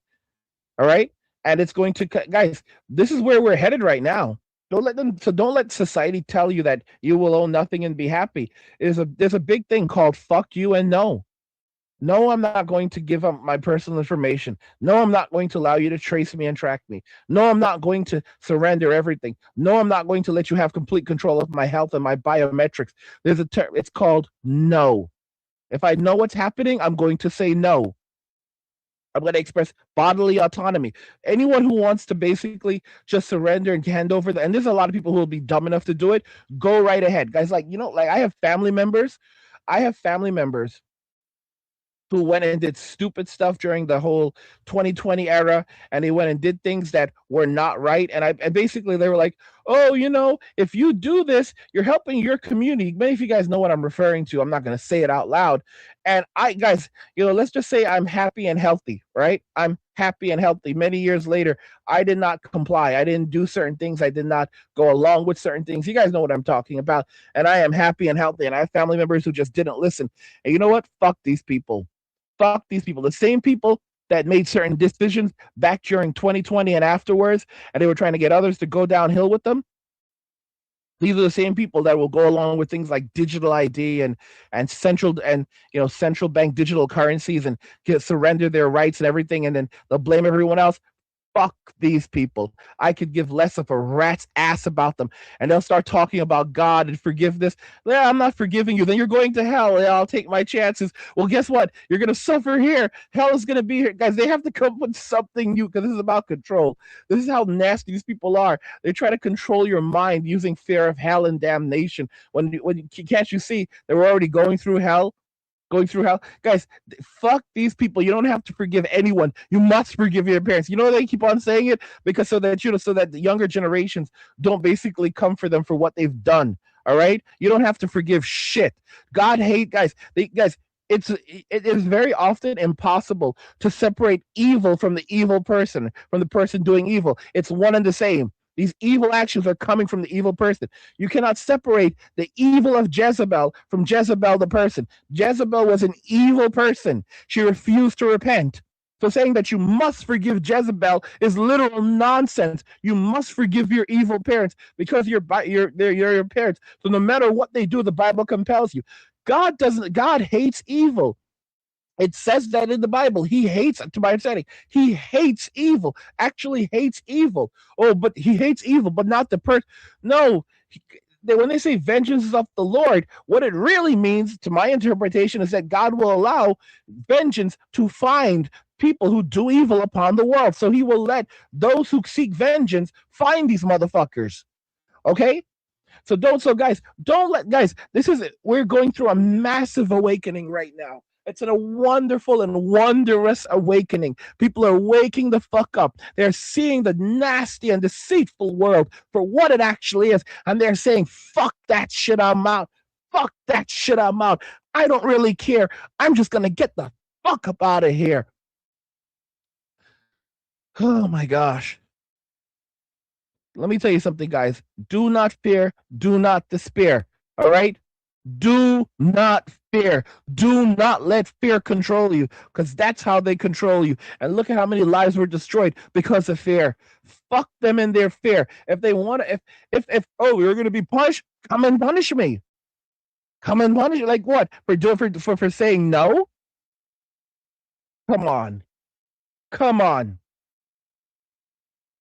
And then a lot of people who are going to say, you forced me to do this, they'll turn around and say, we didn't force you to do anything. You chose to do it. We told you, we gave you an option, and you basically said you chose to do this. Guys, they're going to tell you had a choice when everything goes downhill, and now everyone is complaining and screeching and hollering because of the outcome, and you're like, you forced me to do this. They're going to say, we gave you a choice. You could have said no. And you're going to sit there crying. Here's the difference. Men like me will be gone. A lot of us, guys, those of us who are awake right now, many of you listening to my videos, you're not going back to those streets. You're not re-engaging with motherfuckers. Guys, I have people reaching out to me after like 15 fucking years, 10 fucking years, who backstabbed me, who are like, hey man, I want to be friends again. Are you out of your fucking mind? Bro, we will never ever be together. Like quoting Taylor Swift. I know you don't like hearing shit from that, hearing anything related to her, but I'm just like, we will never be together. Like, bro, these people don't even understand what they have lost. Okay, those of us that have common sense, reasoning skills, and we like being alone. We like our fucking solitude. I'm an extrovert. I'm a hardcore extrovert, which is why I can stream for hours and not get extremely tired. Granted, I'm in my early 40s now. I need to get a bit more rest. But anyway, I'll rest when I'm dead. Point I'm trying to make is that I still do have to, like, get a little rest here and there, so I have enough energy to keep on working until that final nap comes in. But yeah. But yeah, they're not going to have access to us anymore. Those of us who are awake, a lot of you watching the stream, guys, we're not going back. We're not going back. Like there's some simps watching, all right, and they'll fuck around and find out. But the average man is not going back. The average man is not surrendering. The average man is not giving their body, is not handing their body over anymore. Like those days are done. It's fucking done. Because men have had enough. had enough of the bullshit. Guys, we have so much peace without the nonsense of dating and relationships, so much peace without society. They say you will own nothing and be happy. We don't need much to be happy. If men are not constantly striving for more, society collapses. There will be no welders. There will be no plumbers. There will be no engineers. Guys, those guys, see those guys? If everything costs, this is what they have not figured out yet. If everything costs an arm and a leg, if everything costs a psychotic amount, the men who are still out there working and grinding, they're going, you want a plumber? Oh, you need a plumber? That's a $5,000 bill. If it costs $5,000 to buy a fucking GPU from skilled, and you have skilled labor in an economy where of extreme scarcity, where these skills are vanishing. Oh, you want $5,000 to buy a fucking GPU? Well, guess what? It's going to be $5,000 to have your fucking toilet fixed. It's going to be it's not even your toilet fix. It's going to be 5,000 guys. All of these the governments and infrastructure, these guys, the people with these skills, the men, let me make it clear, the men with these skills are going to charge these companies psychotic, impossibly high amounts of money. And they're going to have to pay it. And there's they can't say no. If guys, like a toilet breaks, like something is like plumbing goes bad at Google and they need things fixed right away, and the plumber says, yeah, that's going to be $27,000. $27,000 a day. A day. These companies will have to pay. The state needs infrastructure repaired. And you don't have men out there anymore. You don't have men that are doing these jobs. The average man is just chilling, walked away, living basically living simple lives of luxury and comfort. Okay? What ends up happening? The men that are still there, specifically the one with the skills, they're charging like $30,000 a day to the state. The state has no choice but to pay these men each. You guys are like angry. You're out of your fucking mind. I'm not out of my mind. I'm not out of my mind at all. Skilled labor, you have a handful of guys with these skills. They say it's $30,000 a fucking day. A day. Literally $30,000 a day. And they have no choice but to pay.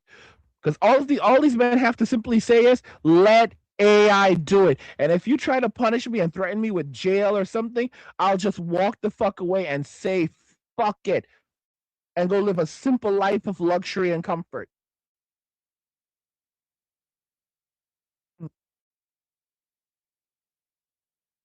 Oh my gosh. Ashley says, happy New Year's, bro. I've been navigating my pirate ship all day.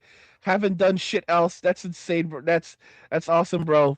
Awesome. I need to do better. I've got to do better, bro. Got to do better. I need to sail the seven seas much better, bro. That a pirate life's for me, but I'm not gonna lie. Like I know, like I gotta do better. I gotta do better. All right, Luffy gang, Luffy gang, Luffy gang, Luffy gang, Luffy gang, Luffy gang. Yo, y'all know about Luffy? There's a show. There's a song that I Show Speed put out years ago where he was rapping. It was a pretty good song. It was basically it was like Luffy gang, Luffy gang. It was a good song. Go check it out on YouTube. Big says, yo, what's happening, Angry? What? Shout out to Big. Shout out to Big. What's going on, guys? Don't forget, guys, if you're enjoying the content, I don't have to be here right now. All right? I don't have to be. Mr. says pure blood. That's exactly it. That's exactly it. Exactly it, y'all. You know, like you ever watch you ever listen to Harry Potter? Like they have the Muggles and they have the pure bloods. They have the Muggles and the pure bloods. Let's just say that Uncle Angry is magical. He's a magical pure blood. All right. He has like he comes from a wizarding family of just straight up of just like pure magicians. All right. He falls in love. He's a part of that pure blood group of people from the world of Harry Potter. You know, from the world of Harry Potter, the pure bloods of Harry Potter. That's what I'm talking about. Oh,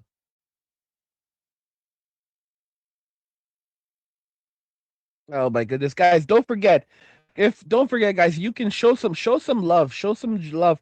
Buy me a Red Bull. Buy me a Red Bull. Thank your bartender for opening the fucking bar on.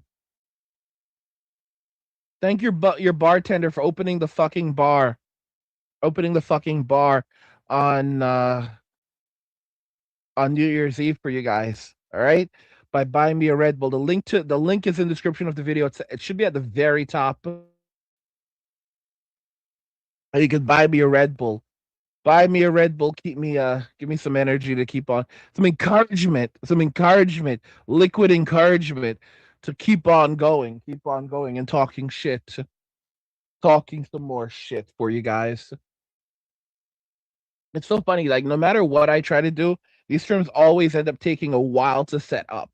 Like it's like they take a while. You don't just set it up in 5 minutes. No, they take a fucking while. They take a fucking while to set up, but it is what it is. It is what it is. Let's look at some more of these comments. Mill says, I'm cooking fondue for my kids' New Year's. It was a family tradition until my soon to be ex found her and AP and blew and destroyed our family unit. Now it's my tradition for my kids. Oh my gosh. Let me see here. Let me see here. I'm reading some of the old comments. I know I went far back. It takes me a while. Kona says, Happy New Year's, gentlemen. Okay. Mr. says, Al Bundy, no ma'am. That's really what it's going to be. Really what it's not even a game. That's really what it's going to be. Anthony says, not Anthony, it's like Mr. not Anthony. Anthony Duran says, seems okay. Let me take that off. Not going to discuss that. You know how YouTube is. Gynocentrism says most of the video games I enjoy playing are from the 90s and 2000s. Yeah.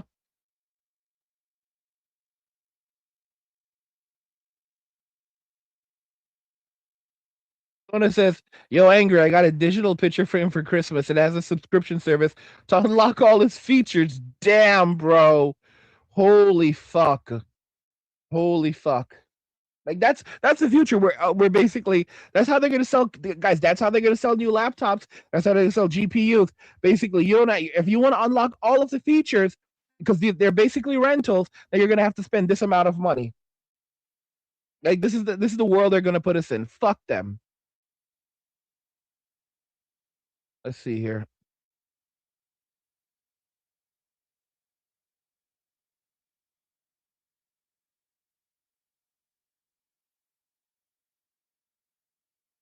Literally insane. So basically, Anthony is saying that it seems that there's a new code, and he says that his work is having them There's a mandatory situation where they have to basically wear facial coverings again in public areas starting in the new year. I mean, guys, they're gonna try the bullshit, and most people are gonna say fuck. Most men are just gonna withdraw from society. Like most people are not gonna put up with the shit anymore. Most people are just like, yeah, I'm not putting up with the shit. I just won't go into the store. I'll just order. Like I don't give a flying fuck anymore. I don't get like no one. I don't have the patience with everything. Fuck these people. Most people are not gonna come. Like this is guys. They're just trying to exert control. I don't think that it's going to completely take over again. They can try again. I don't give a fuck. Say no. Like, what are you gonna do, guys? No one has the patience for this shit anymore. Everyone is so fucking fatigued for this bullshit. Anthony says that I doubt that they're going to basically come out with new SHOTs, but just the mandatory MASKING is what irritates me. The higher ups had a spontaneous meeting today. It's about control. It's about control and seeing what they can institute. Just basically say fuck them. Say no, guys. Read the policy. Say no. Gynocentrism says that the male loneliness epidemic is such a lie. It is. It's women who are lonely in society who need men. That's the truth.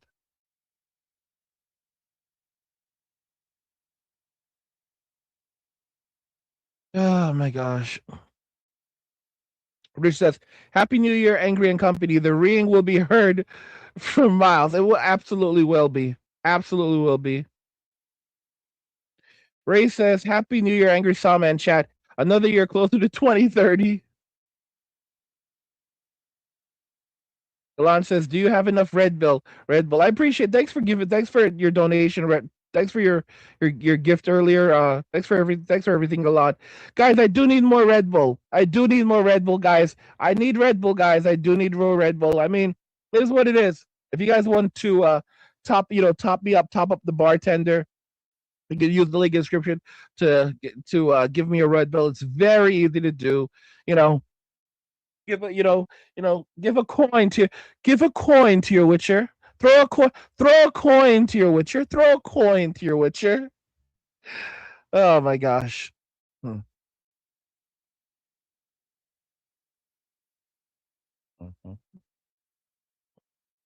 Less than 6 years till oh my gosh.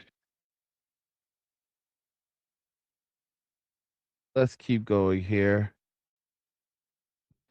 Galon says, I have a faceless YouTube channel. Yeah, and you just have to learn. Guys, there's so many tricks you can use to build out your channel. Go and join my Creators Academy, guys. Join my Creators Academy. I teach you how to build a business, a real business, guys. What Thomas is saying, Happy New Year, Angry. A little less than 6 hours.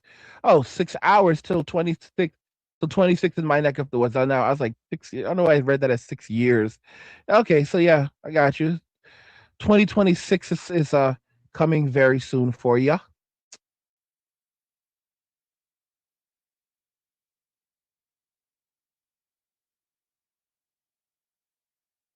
L3 says, just bought an RTX 4060 Ti from a friend of mine for $100, and I accidentally trolled the Philosophical Gamers Discord, making one of the users think I was rich and well off when showing it off. Ha ha ha. What are you doing in his Discord? I'm probably gonna have to set up a Discord for you guys soon. I have no real desire to set up a Discord, but I'll probably have to set one up soon. Don Fox says, I drove a semi truck all day and finally got out of the warehouse. Woot. Oh man, I can only imagine. Damn, bro, load up on those older guys. Load up on older GPUs. I've been like buying memory. I gotta load up on some more SATAs. Gotta load up on some more SATAs, more SSD, more solid state drives, internal. I need to guys load up on this shit. I need to pick up some more. Like I need to pick up some DDR4 right now for like 150. It's hard because it's just so much that you have to invest in. But you're gonna be grateful for these investments. Trust me, you are.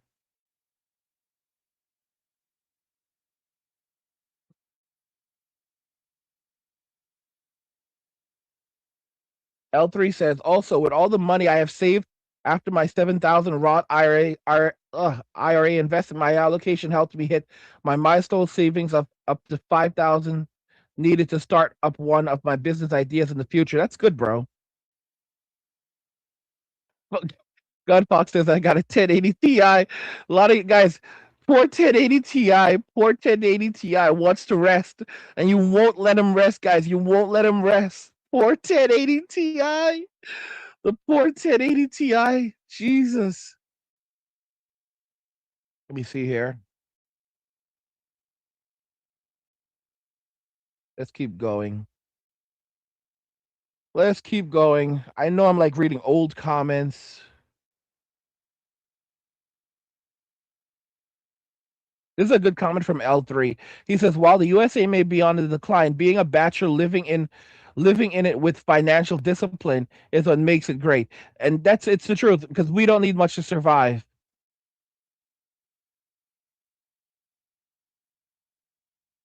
See here. Yeah, a lot of these people have a victim mentality. They don't understand that no one gives a fuck. The people who basically keep on pushing despite the hardship, they're the ones who will survive and thrive. Rishi says in regards to relationships with modern day women, he says, yeah, Angry, I'm already seeing it. They know they fucked up and aren't getting anything. The power shift is in full swing. Guys, men are going to be luxury items. All right? Men are going to be, guys, you're going to see it in 2026, not 2027, not 2028, not 2100, 26. Guys, I called it the collapse of the golden V. All right? I called it the collapse of the golden V, the great collapse of the golden V. I told you what they did was they took the V, they dipped it in gold, they put themselves on a pedestal, and they said, "Worship me." And now they are going to fall from that position of privilege. I said this. God allowed them to reach the highest mountain so that they can fall from the highest peak. And now this is the. It's going to be the great humiliation. Great humiliation. There's going to be great suffering, great pain, great sadness. All right, and men will not give a flying fuck.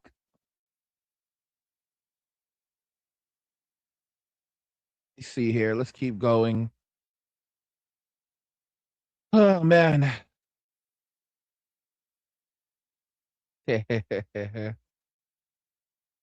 Gunfox says, "Angry. My time is more valuable than anything, and women need to make it worth my time. And only full models are not even worth my time. Women with more than a body count of one or two are not worth my time." Yeah, women don't understand. Like basically, men are not going to. Guys, men can pick and choose. Like they're going. It's most men don't want a relationship. They don't. Guys, women don't understand. Men are losing desire for them. The average man is now seeing how pleasurable life is, not being in a relationship, not having to talk to a woman. There's no trust left. And the very few men that are getting into a relationship, that simp economy is moving overseas. And then the really high value men, they are picking and choosing from literally any woman that they want. And even then, it's only a handful of women. So you have these really wealthy guys with lots of influence.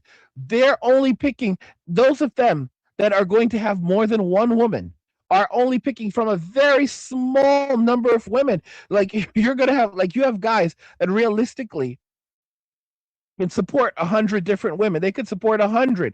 They could support 1,000. They're only picking from. They're only going to have these very small harems. Those that still will have a harem are going to have these very small harems, and women are going to be freaking out and saying, "How can you do this?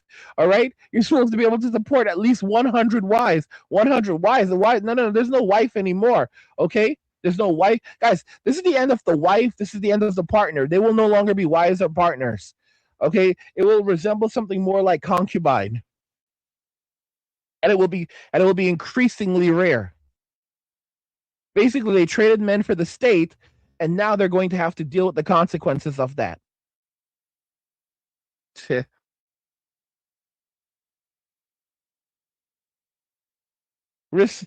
Richie says, I'm taking your advice, angry guy. I'm investing in Angry's finishing school for at-risk females." Fuck, bro, that is fucking hilarious. L3 says, "Basically treated myself with a good amount of Steam games for the winter sale. Found a couple of PlayStation 2 games from my local store that opened recently and ordered an expansion pack for my N64. Yeah, guys, men are basically locking in for the fucking winter. Locking in for the winter. L3 says, followed by the Sly Cooper trilogy on PlayStation 5 and the original Metal Gear Solid off GOG. What? Is the original Metal Gear Solid on GOG? Let me check that out. Metal Gear Solid. Is the original Metal Gear Solid? It is on GOG. What the fuck? I didn't know the original Metal Gear Solid was on GOG. Holy fuck. Holy fuck. Y'all, I had no idea that the original Metal Gear Solid was on GOG. That just blew my fucking mind. Holy fuck, I would never have known. Thank God. Holy shit. The OG Metal Gear Solid is on GOG? That is so insane. That is so insane. You know what's fucked up? I'm going to go there right now and let's see here if we can go ahead and purchase that. Yes, please. I would like Metal Gear Solid, please. Oh my gosh, I had no idea. The OG Metal Gear Solid. I'm such a GOG. I really need to pay better attention. Holy fuck. And it's not even on sale. It's like it's $10 for it. Fuck it. $10 for the OG Metal Gear Solid. Yeah, I'm purchasing it. It's done. It's done. It's purchased. That's gonna be one of those games that I have to download. Oh my gosh. Oh my gosh. What? Wow. I do that from like the meme, like wow. Holy fuck! I had no idea it was there. Just picked it up. Oh my gosh. Diablo 1 and Diablo 1. Diablo. I knew Diablo was there as well. I don't know if I should pick up Diablo. Let me check. How much is it selling for? Diablo. Like guys, we're just gonna be around. We're just gonna basically be chilling and enjoying living our good old games. Let me see here. Diablo plus Hellfire. Is that the OG? I think it is. Diablo plus Hellfire. Is that the original? Let me check AI. Make sure. Ask Copilot. Is on GOG the original? Diablo plus Hellfire on GOG the original. Yes, Diablo plus Hellfire released on GOG is the original 1996 Diablo preserved in its authentic form, bundled with the official Hellfire expansion. Oh, we're gonna go pick that shit up right now. Boom.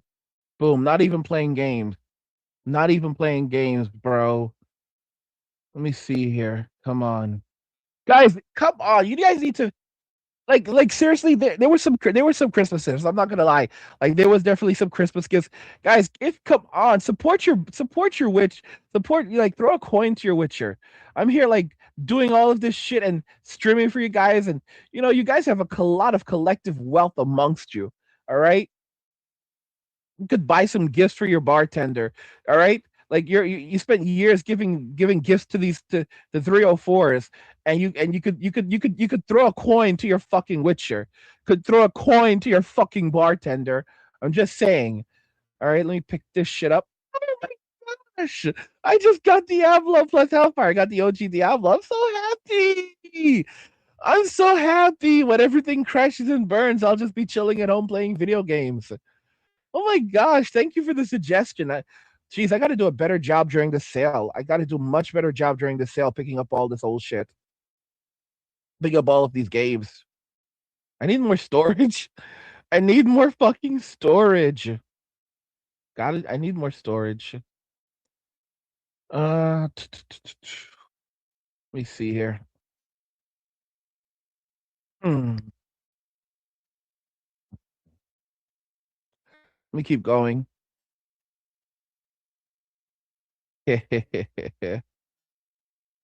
Ashley says, "Keep preach, bro. My entire family complied back in 2020, and they're non-playable characters, and they're NPCs of the highest order, and now they're NPCs of the highest order." Yep, yeah, bro. I have a sibling who took that shit, and bro, this guy just keeps on just talking shit endlessly. It's like he lost his fucking mind. Mister says, "Another Harry Potter pureblood." Another Harry Potter, another like not like the Muggles. Another pure blood from Harry Potter. Harry Potter, bro. Harry Potter. Rich says angry fire. Thank you very much. Let's keep going. L3 says society makes me swear like Danny the Tourette's guy. Let's keep going. Let's keep going.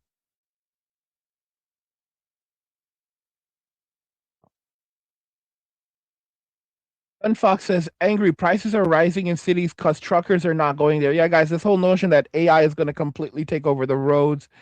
There's all kinds of regulations and shit that has to happen. I mean, they can try, but basically, if truckers say fuck you and walk away, everyone basically starves. Like, guys, truckers are more important than NVIDIA. Truckers are more important than all the food producers. Truckers are more important than truckers. People don't understand that truckers keep the entire United States operating. Like forget the distributors are not more important than truckers. Truckers are the most important. If truckers say fuck you, everything stops. There's no distribution. Nothing arrives. For example, like places like Walmart, they have just on time deliveries. If truckers basically say that I'm going to sit on my ass and do nothing, it's over. Like they're cooked. Like they're like, oh, prices go up. No, prices don't go up when you don't have shit to sell. Your shelves will be fucking empty. You will begin losing hundreds of millions of dollars per day, and the economy will lose billions of dollars per day. If truckers say fuck you, if truckers ever said fuck you, we would be speed running the apocalypse. And I'm not putting truckers on a pedestal. Many of you that don't understand what truckers actually do don't realize there will be nothing in the stores. There will be nothing. Like, guys, even the products that go from the docks, that come in from the docks, have to be moved by truckers. Everything, the world is controlled by truckers. We don't have AI to replace the truckers yet, y'all. You just don't have it. Okay? And even then, can AI actually accurately do everything that truckers do? In this truck, guys, until they can replace the truckers, if truckers unanimously said fuck you one day and most truckers just stopped working, guys, the entire supply chain would break down. There would be no food, guys. There would be no food. There would be nothing, no medicine, nothing. Hospitals. It would be done. It would be done. Shit, like fucking technology would stop working. Power grids would go offline. Cooling solutions wouldn't be delivered. Everything. It would be over if the truckers said, fuck you. All right. And the desperation and despair would be insane because instead of truckers moving items, now you'd have people trying to move items in cars. All right. And vans. So the military is now trying to move things in like vans. Guess what, little bro? You can't pull that off. All right, because now everyone is desperate. Oh, well, we have our own. We'll have someone in the military drive a truck. Oh, that still doesn't work because you're going to have all of these people clogging up the streets. And if you tell people to stay home, or if you leave the street, if you go outside, you're going to be in trouble, guys. It doesn't work. Let me tell you something. How society works. You can only force people to stay inside when they have adequate food and water. All right, food, water, and even a little bit of entertainment. Because the moment people no longer have food, no longer have water, no longer have entertainment, you'd be amazed how important entertainment is. They're going to say, fuck everything. I am not going to stay in here and starve. I'm not going to stay in here and die. I am going out. And you're going to have all of these people. You're going to have chaos throughout society. So they are really fucking around. Oh, Sigma had dropped me a 5. Sigma dropped me a 5. I just noticed it. Sorry for taking so long. If you're still around, Sigma, thank you. He says, Happy New Year, angry guy. Thank you. I really appreciate it. Thank you for the 5, bro. Really appreciate it. Shit.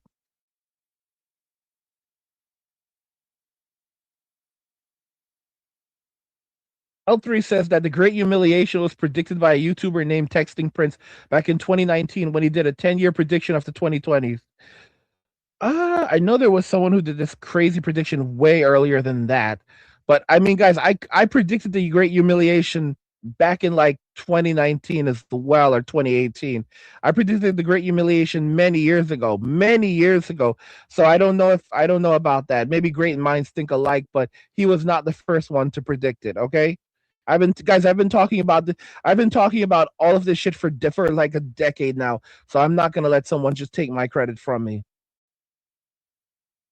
Kevin says, angry, the most awesome channel on YouTube and saving men's lives at the same time. Thank you very much for that, bro. Gunfox says, angry, USPS is going to hire non-citizens to haul the mail starting tomorrow. What the fuck? She says, people don't realize we don't have clean water without truckers. The treatment plants need my chemicals. Holy shit. Guys, do you see this? Let me read it again. People don't realize we won't have clean water without truckers. The treatment plants need the chemicals that the truck drivers are bringing. Guys, and guys, a lot of these products, you cannot just have AI delivering back and forth. You can't.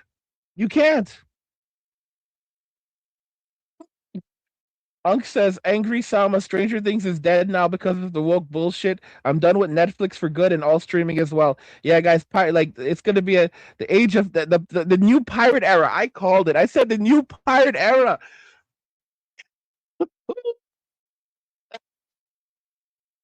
Yo, everyone's gonna be looking for the One Piece in 2026.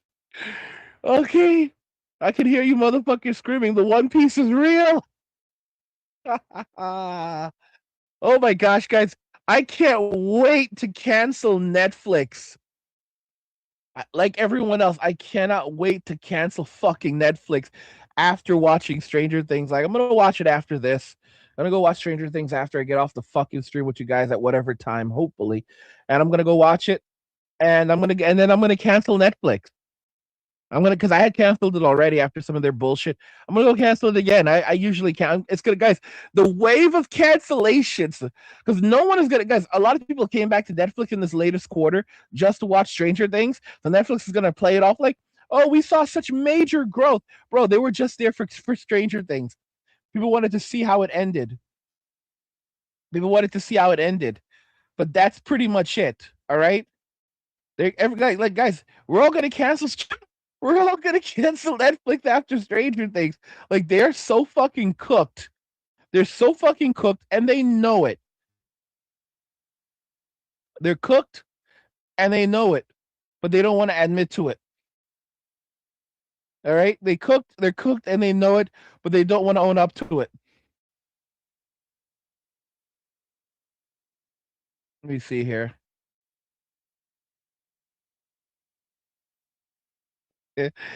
Al says I have a 20% fear of that happening, that ever happening. Not no matter what anyone says. Let me see here.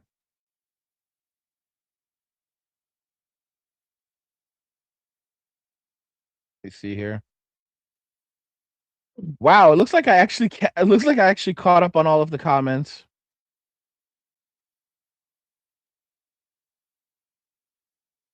Yep, yep. So we actually caught up on the comments. I thought it was gonna take longer, but no, I caught up on all of the fucking comments. Look at that shit. Look at that. Look at that. That was awesome. That was awesome. We caught up on the comments, man. Society, guys, they didn't. Society basically did not value men, and now they're going to see the consequences of shitting on your men. All right, guys, a country is, you know, a country is not a country without its men. It's a wasteland. Do you remember what I said, this guys? I said a country is not a country without its men. A country is a wasteland without its men. If you want to if you want to destroy a country, destroy the men. If you want to destroy the men, use the women to destroy the men. And if you want to destroy the women, let the women destroy themselves. Okay, because female nature destroys everything. Male nature, it is within our nature as men to build. When female nature is left uncontrolled, it destroys. Female, femininity at its core is about nurturing and caregiving. Masculinity at its core is about providing, protecting, and creating. We are creators. We are made in the image of God. It is our design to create. It is a woman's design to incubate life. But women have stepped outside of that. And they basically said that it was like, it was never about equality. It was about superiority. But if you're not, and basically believing that men would just sit around maintaining and giving everything away, for giving away all of their value, and it's not happening anymore. Men are done. And men no longer desire relationships. Women don't comprehend. If men no longer desire you, there's not much that you can do.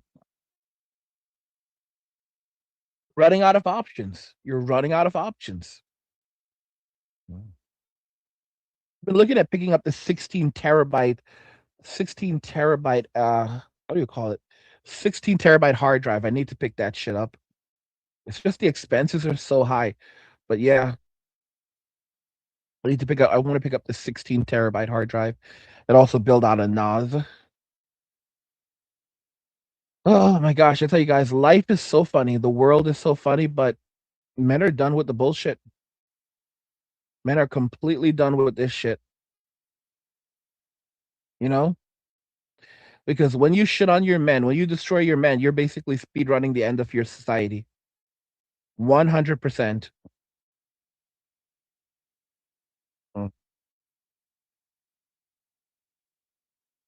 Let me see here.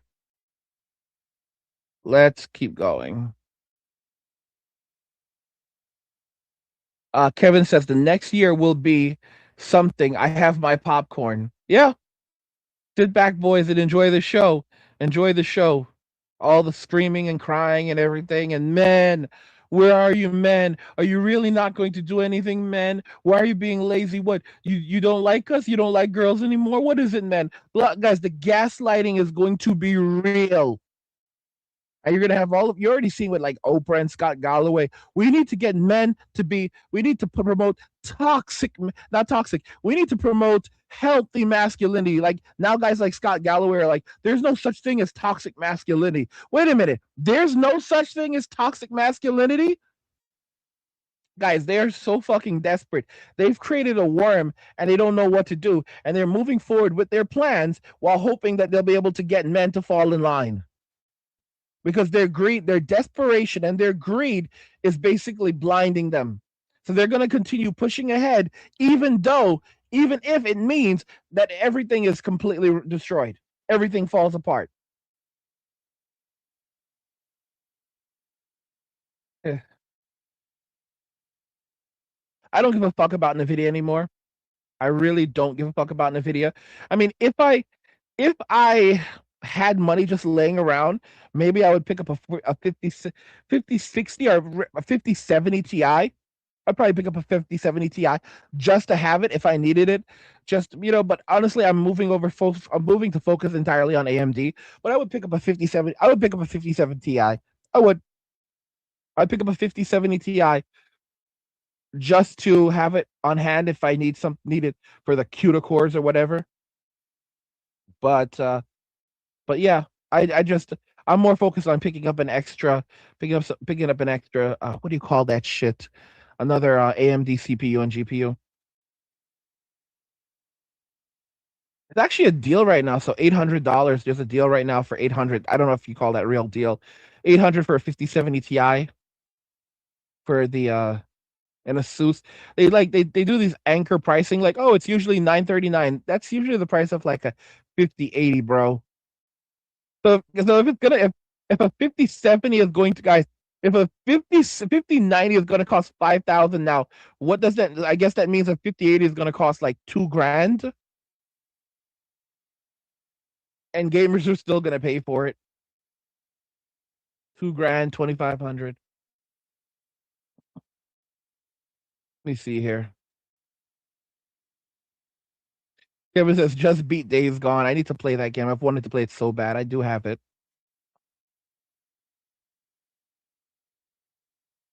Ashley says, remember, watching is doing something. Wilser says, let's just all sail into the sunset while we can.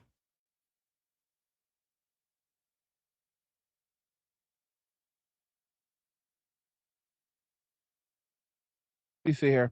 Manosphere says, angry guy, always with the high caliber content, but all of this mess we're in is the fault of males, legislation, and enforcement of misandry and the ideals of feminism. I was going to spell it out, feminism. Yeah, weak men created this problem. Guys, weak men create hard times. Strong men create good times. How does it going? Hard times create strong men. Strong men create good times. Good times create weak men, and weak men create hard times. Yes. Oh shit. Oh shit. Oh shit. It's so fucking true. So fucking true. Oh man. All girl city. Kevin says all girl city clown world. Oh gosh.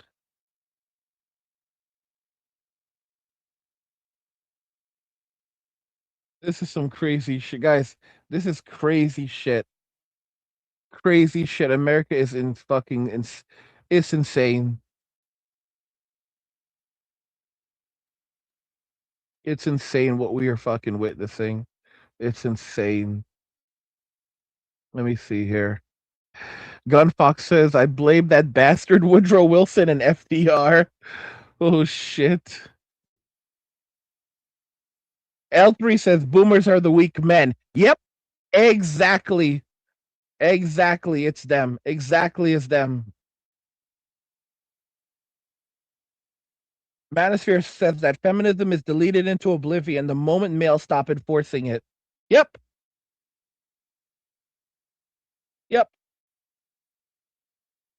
Yep. Yep, guys.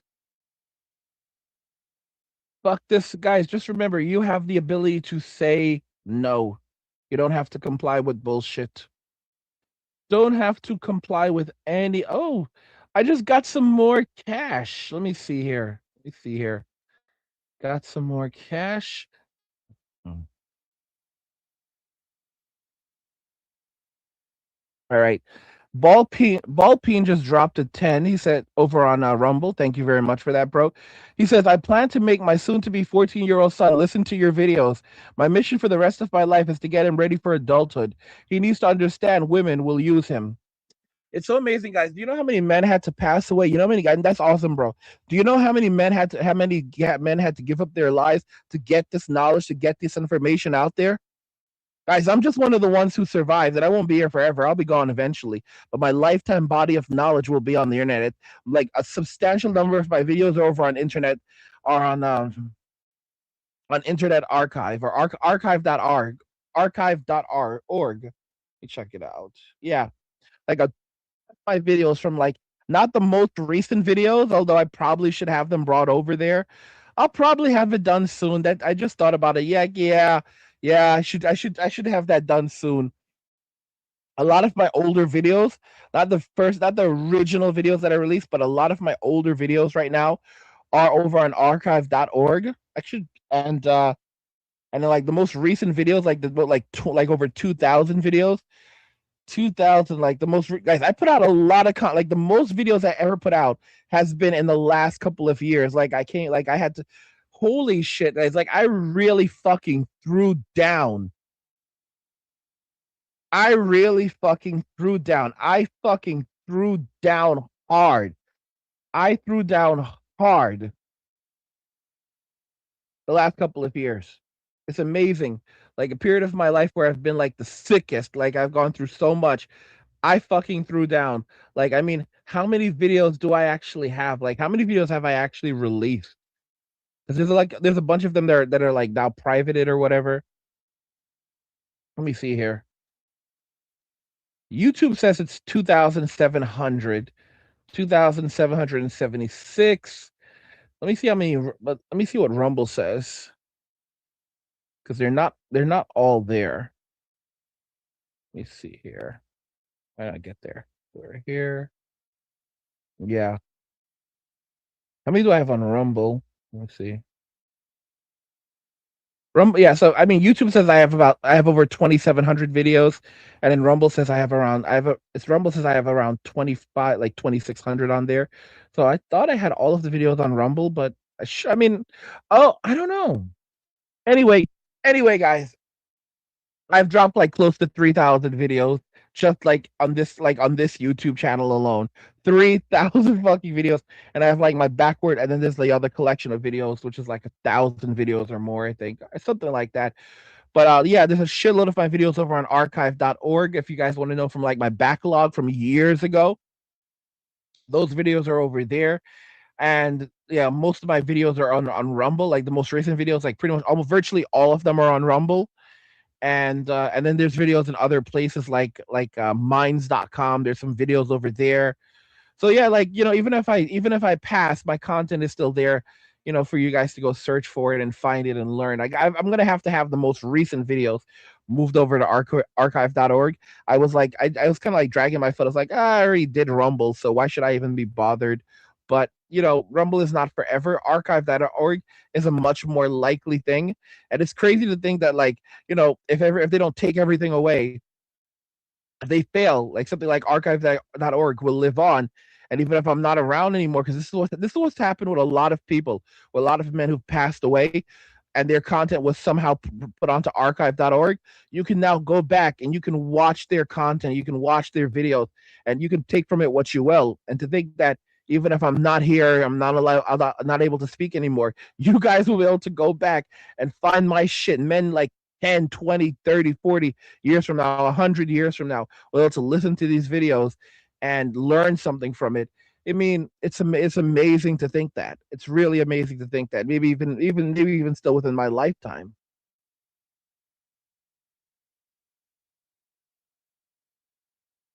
Yeah.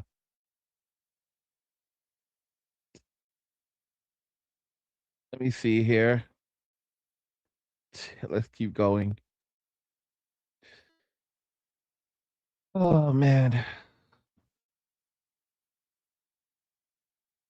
L3 says it's funny how boomers want the younger generation to start a baby boom in these hard times by saying they want grandkids.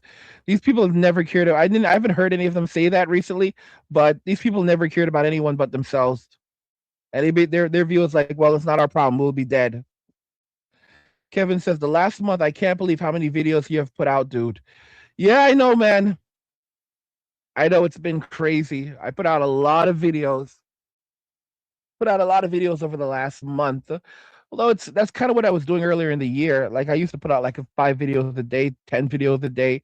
I know I've been putting out about 5 videos a day every single day minimum. So yeah, for the course of this month, you end up getting something like 150 videos. And then the videos are all like usually around an hour long at least. So it's a lot of content. Kevin says I have a hard time catching up. I hear you, bro. Richie says, I love it, man. I'm watching everything you put out, even if I have to watch, even if I, even if I watched it 5+ years ago. Damn, bro. Damn. Kevin says, I've been watching you religiously for 2 years. Damn, bro. Who says, Too Dirty says, a lot of men are waiting for the right stock and crypto pump. You're absolutely right. After that happens, a lot of men will check out of society. All right. Now someone says, and find wives. No, they're not going to find wives. You're wrong about that, bro. These men are not going to find wives. They will check out of society. They are not going to find wives. That's absolute not. That's absolute fantastical thinking. Men are not going to go find wives. This is absolute insane thinking. Men are not going to go find wives. Shout out to Link Neurons. Link Neurons is one of my longest subscribers. This fucker has been with me for such a long time. Link Neurons has been with me for a long time. He has been supporting my content for a long fucking time. He supported me on Patreon. He supported me in my academy. He supported this guy has been with me too fucking long, guys. Shout out to Linked Neurons. Holy fuck. Happy last 2 hours of 2025. Happy 8,760 hours in 2026. Shout out Link Neurons. This guy has been with me forever. I do remember the people who've been with me for a long time, guys. Do remember these people. Rich says, speaking of which, I have to check the dates on your old videos while watching because they sound so relevant they could be current. Yeah, I predicted this shit. You know what? Some people think that it's like some people think that I have like this what do you call it? Like the whole what the that whole foresight thing is pattern recognition. It's pattern recognition. I pray to God for it, but it's pattern recognition. It's not that it's having common sense, guys, and being able to recognize patterns. It's pattern recognition. If I had really put time into it, maybe I would have been a great chess player, at least decent. Kevin says I travel a lot and listen in the truck. That's what's up.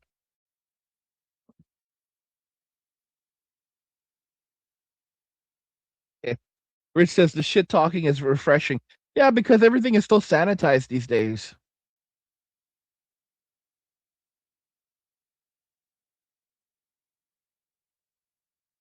L3, I'm gonna have to set up that fucking Discord, and I don't like Discord. I was always an IRC kind of guy. Says it's always good to take a break, but it was awesome getting to know both Andy, Matrix, and Mogbo Gaming this year, especially with their Discord servers.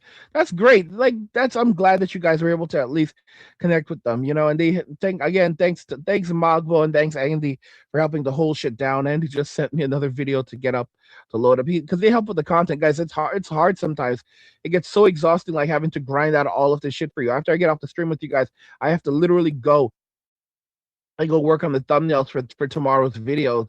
And it's like, I just want to relax. I want to chill. I want to do nothing, but I've got to go do some shit.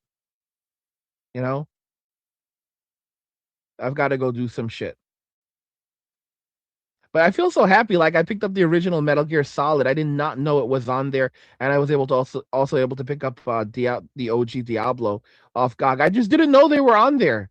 I had no idea that they were on there, so that just shocked the shit out of me. I also have the Resident Evil bundle, which is sick. I have a lot of classic games. I wanted to pick up Baldur, get like these days. If it's on GOG, I buy it on GOG and not on Steam. That's how I operate these days. If the game is on GOG, I buy it on GOG and not the Steam version. Oh, this is like dirt cheap, and I want to be able to like easily play both. Otherwise, no, I buy it on GOG. And the original founder of CD Projekt Red basically now owns GOG outright. Like it's no longer owned by CD Projekt Red, so they can go focus on their woke ass version of The Witcher. So that's a pretty big deal. Like hopefully GOG is going to see a major focus, a major facelift, and maybe this is like new Gabe. Maybe this is new Gabe. Hopefully. Whistler says GOG is awesome. Too bad they don't have GTA. Honestly, here's how I feel. I feel like when it comes to like these smaller games, like they'll try to like say, "Oh well, you don't have GTA." Honestly, are you really willing to sell your soul out for a handful of games? Because there's like a lot of people who will do this. Like they'll sell their souls out for like one or two games. And I think it's literal stupidity. Like it doesn't have this one game. Like bro, there's a bunch of other games like it, or there's a bunch of other games to play. Or you're telling me that you're going to sell your soul for one game? Yes, yes. Take the soul. Take it. I don't need it. Like bro, you're not even like fuck you. You're not even. Millard says GOG. GOG is good. Is basically good old games. It's like Steam. It's similar to Steam, but it focuses heavily on older games. Although there's a lot of newer games releasing on it now too. You see here.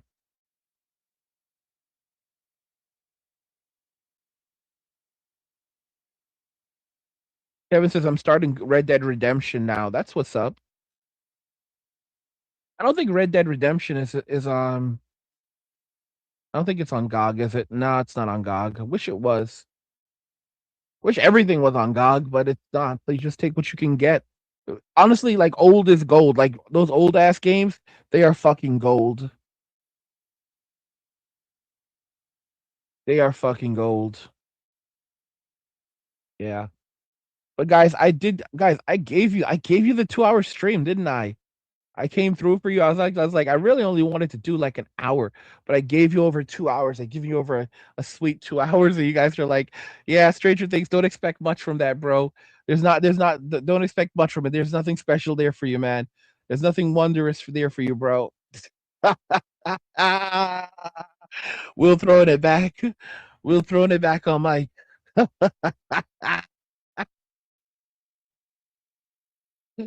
Oh gosh, 11 is gonna be so pissed. All right, but remember 11. Remember sharing. Friends share. Friends share. Friends don't lie. Friends don't lie. I'm just glad this fucking thing is gonna be over once and for all. I think there's like some animated coming out next year, like Stranger Things animated. Like they're gonna try to do. Yeah, fuck that shit. After all this fuckery, after how they're destroying the series, yeah, yeah.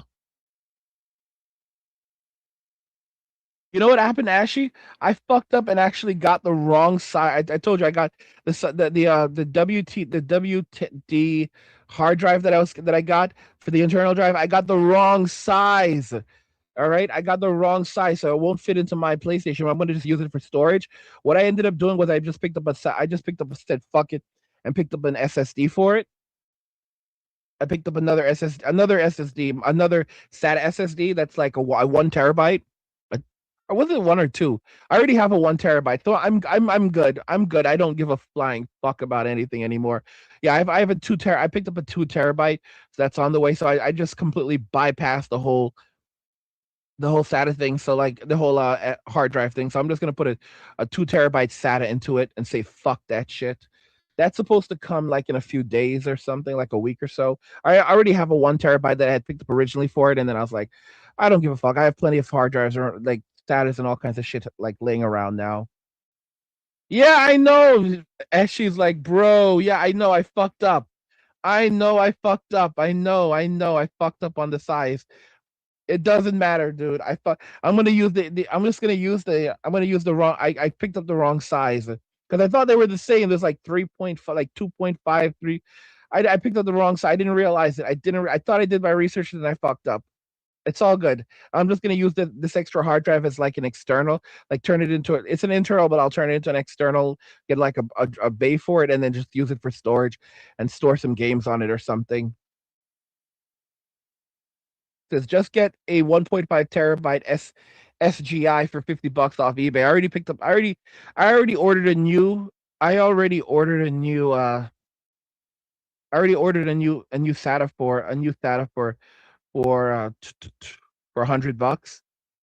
2 terabyte SATA for $100. I got a good deal off it on eBay, so I'm just gonna use that instead.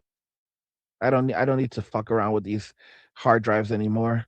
Yeah, I fucked up, but it is what it is. You have just so much to learn when you're doing this shit. Link says, Angry, have you ever played those free on browser games like Super Mario Brothers? Those can be cool. I haven't really played many of those. I haven't played many of those. Nah, I'm not really into the browser game thing. Wilson says, Stranger Things do Stranger Things. Yeah, bro. It's gonna get real strange. It's gonna get real the finale is gonna get real strange. It's not because they don't call it Stranger Things because of the Demigorgons. It's because of Will. It's because of Will. Oh gosh. Mill says, I'm getting bombarded with Crunchyroll ads whenever I listen to an angry guy to Angry Live. Maybe that's I don't know, maybe that's the content they think that you want to watch. Okay. Ashley says, when doing your PS3, check out PlayStation.com. Oh, gotta take that off. Thank you very much. They probably I don't want to like, let me go ahead and copy this though. Copy this information. Shit. Fuck it. I'll just like take a I was like trying to copy the text. I'll just take a screenshot of it. There we go.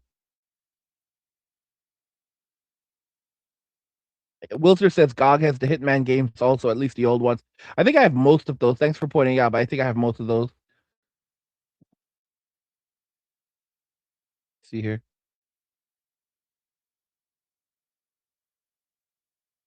Last hug issue in the Philippines.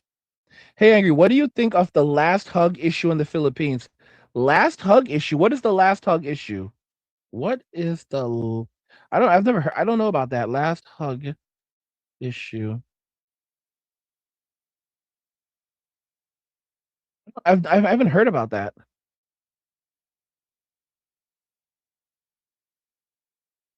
All right, let me see here. So according to AI, the last hug issue refers to a viral controversy involving Vince James and Linde Guzman, which exploded in Philippine social media in late December 2024 through January 2025. It centers on alleged cheating, emotional manipulation, and a request for one last hug that became a meme and a cultural talking point. Vince Jimenez posted screenshots and a long expose. He claims that Linde Guzman was in a relationship with another man, still went on dates with him, shared trauma stories and trust issues narratives, asked him for one last hug before leaving after being confronted about the situation. The last hug moment became the emotional centerpiece of the scandal. Yeah, guys, that's what women are going to be doing. You're going to have women like, can we just have one last hug? Can we have this closure? And they're like, come on, are you so cold that you won't just give her one last hug? That's their way of trying to keep you logged in. Lena allegedly apologized and said she was caught between relationships. According to the reporting and commentary, Lena said she and her boyfriend had been fighting. She met Vince during this period. She asked for a final hug before leaving, which Vince refused. This refusal and the humiliation that followed became the meme. The issue escalated because of uploaded screenshots and videos. Some discussions about also touched on image-based loss because the posting of intimate content online, though the core scandal is the relationship drama itself. So they're basically saying that it was unfair to her to post the images online showing her guilt. Guys, they basically want, guys, don't ever listen. They basically want to punish men who basically reveal who tell the truth and post receipts. Never ever let them scare you for posting receipts, guys. That's the same thing they're trying to do, like saying that if you record their audio, like if you have if you have a conversation with a woman and you record the audio, and later on she makes she says that you did something or whatever, and you play back the audio, you'll basically go to jail for illegally recording it. And she doesn't seem to realize the implications of you recording the audio and using it as evidence are much lesser than if you would end up being arrested for recording without permission. Like, women don't understand like the lines that they've crossed into.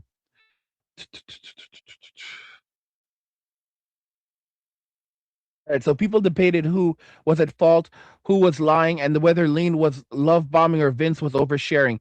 The one last hug line became a meme. It symbolized desperation, manipulation, closure, or cringe, depending on who you ask. Okay. So in short, the last hug issue is a viral cheating scandal involving Vince Gomez and Lean de Guzman, where Lean asked for one last hug after being confronted about allegedly dating two people at once. The phrase became a meme and a cultural shorthand for messy relationship closure. You mean basically women treating men poorly and then trying to play it off and manipulate their way out of it. That's really what it is. That's really what it is.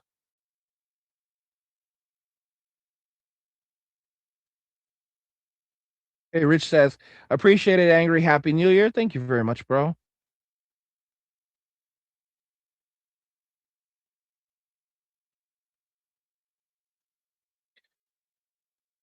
Oh gosh, God, Mill, I didn't watch Stranger Things yet.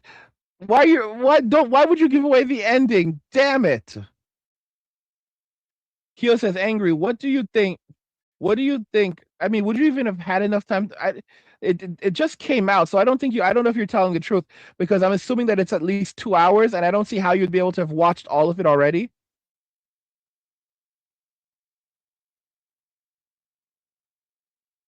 I'm hoping that you're not, bro. Why would you try to ruin the ending for me?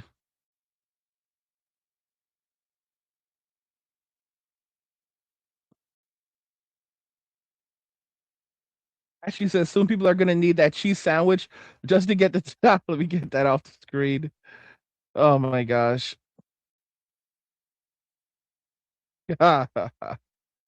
Oh man. All right. Alrighty. Okay.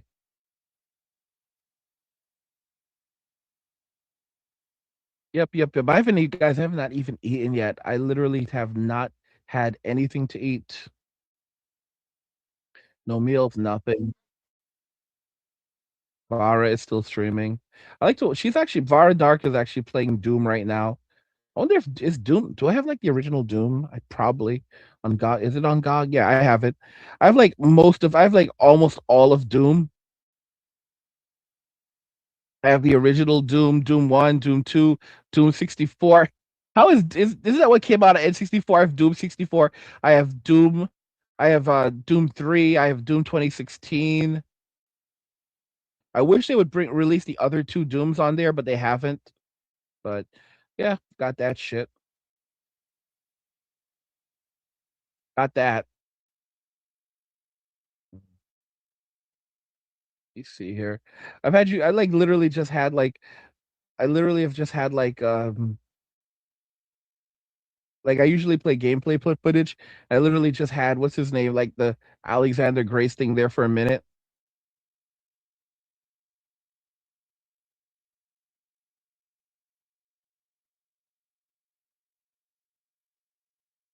This comment is crazy. It says, I was listening to you back when you were when the name was Angry MGTOW and have been through 2 whole relationships and still listening. You are a Hall of Famer. Yeah, guys, I told you. I raised a lot of boys into men. There's so many people. There's so many young people who can tell you like they started listening to me when they were teenagers, and now they have a whole. Now they have like multiple kids. They're in their 30s, and they were listening to me while they were in fucking high school and all kinds of bullshit. Yeah, pushing 30 or in their 30s now. Like angry. I used to listen to you when I was in my teens, and now I'm a dad at 32. It hasn't been that long, but it's getting in that direction. 100%.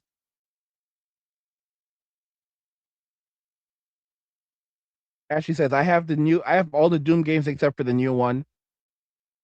Wisdom Wesler says, Papa angry, Uncle angry. Uncle angry. Oh gosh. Papa, Papa angry. Oh, I help raise an entire generation of young men. Should feel proud of that. That's some legacy I'll leave behind. At least I'll leave some kind of legacy, I think. What kind of legacy will most women leave? It's not going to be a really solid one. Tell you that. Hoping you lied about that ending of Stranger Things. Like, hopefully it's not complete shit, because then it makes it just like sad if I want to watch it. All right. Yeah, yeah, yeah, yeah. But guys, men stop caring, and now society is collapsing. Let me know what you think. We'll talk about it in the comments. Like the video if you like it. Don't forget to subscribe, and if you like the video, share the video, and just remember that all roads lead to MWA, men walking away, and cheers. Nothing says you care like crypto. Nothing can compare. Nothing says you care like crypto. Oh, nothing can compare to crypto.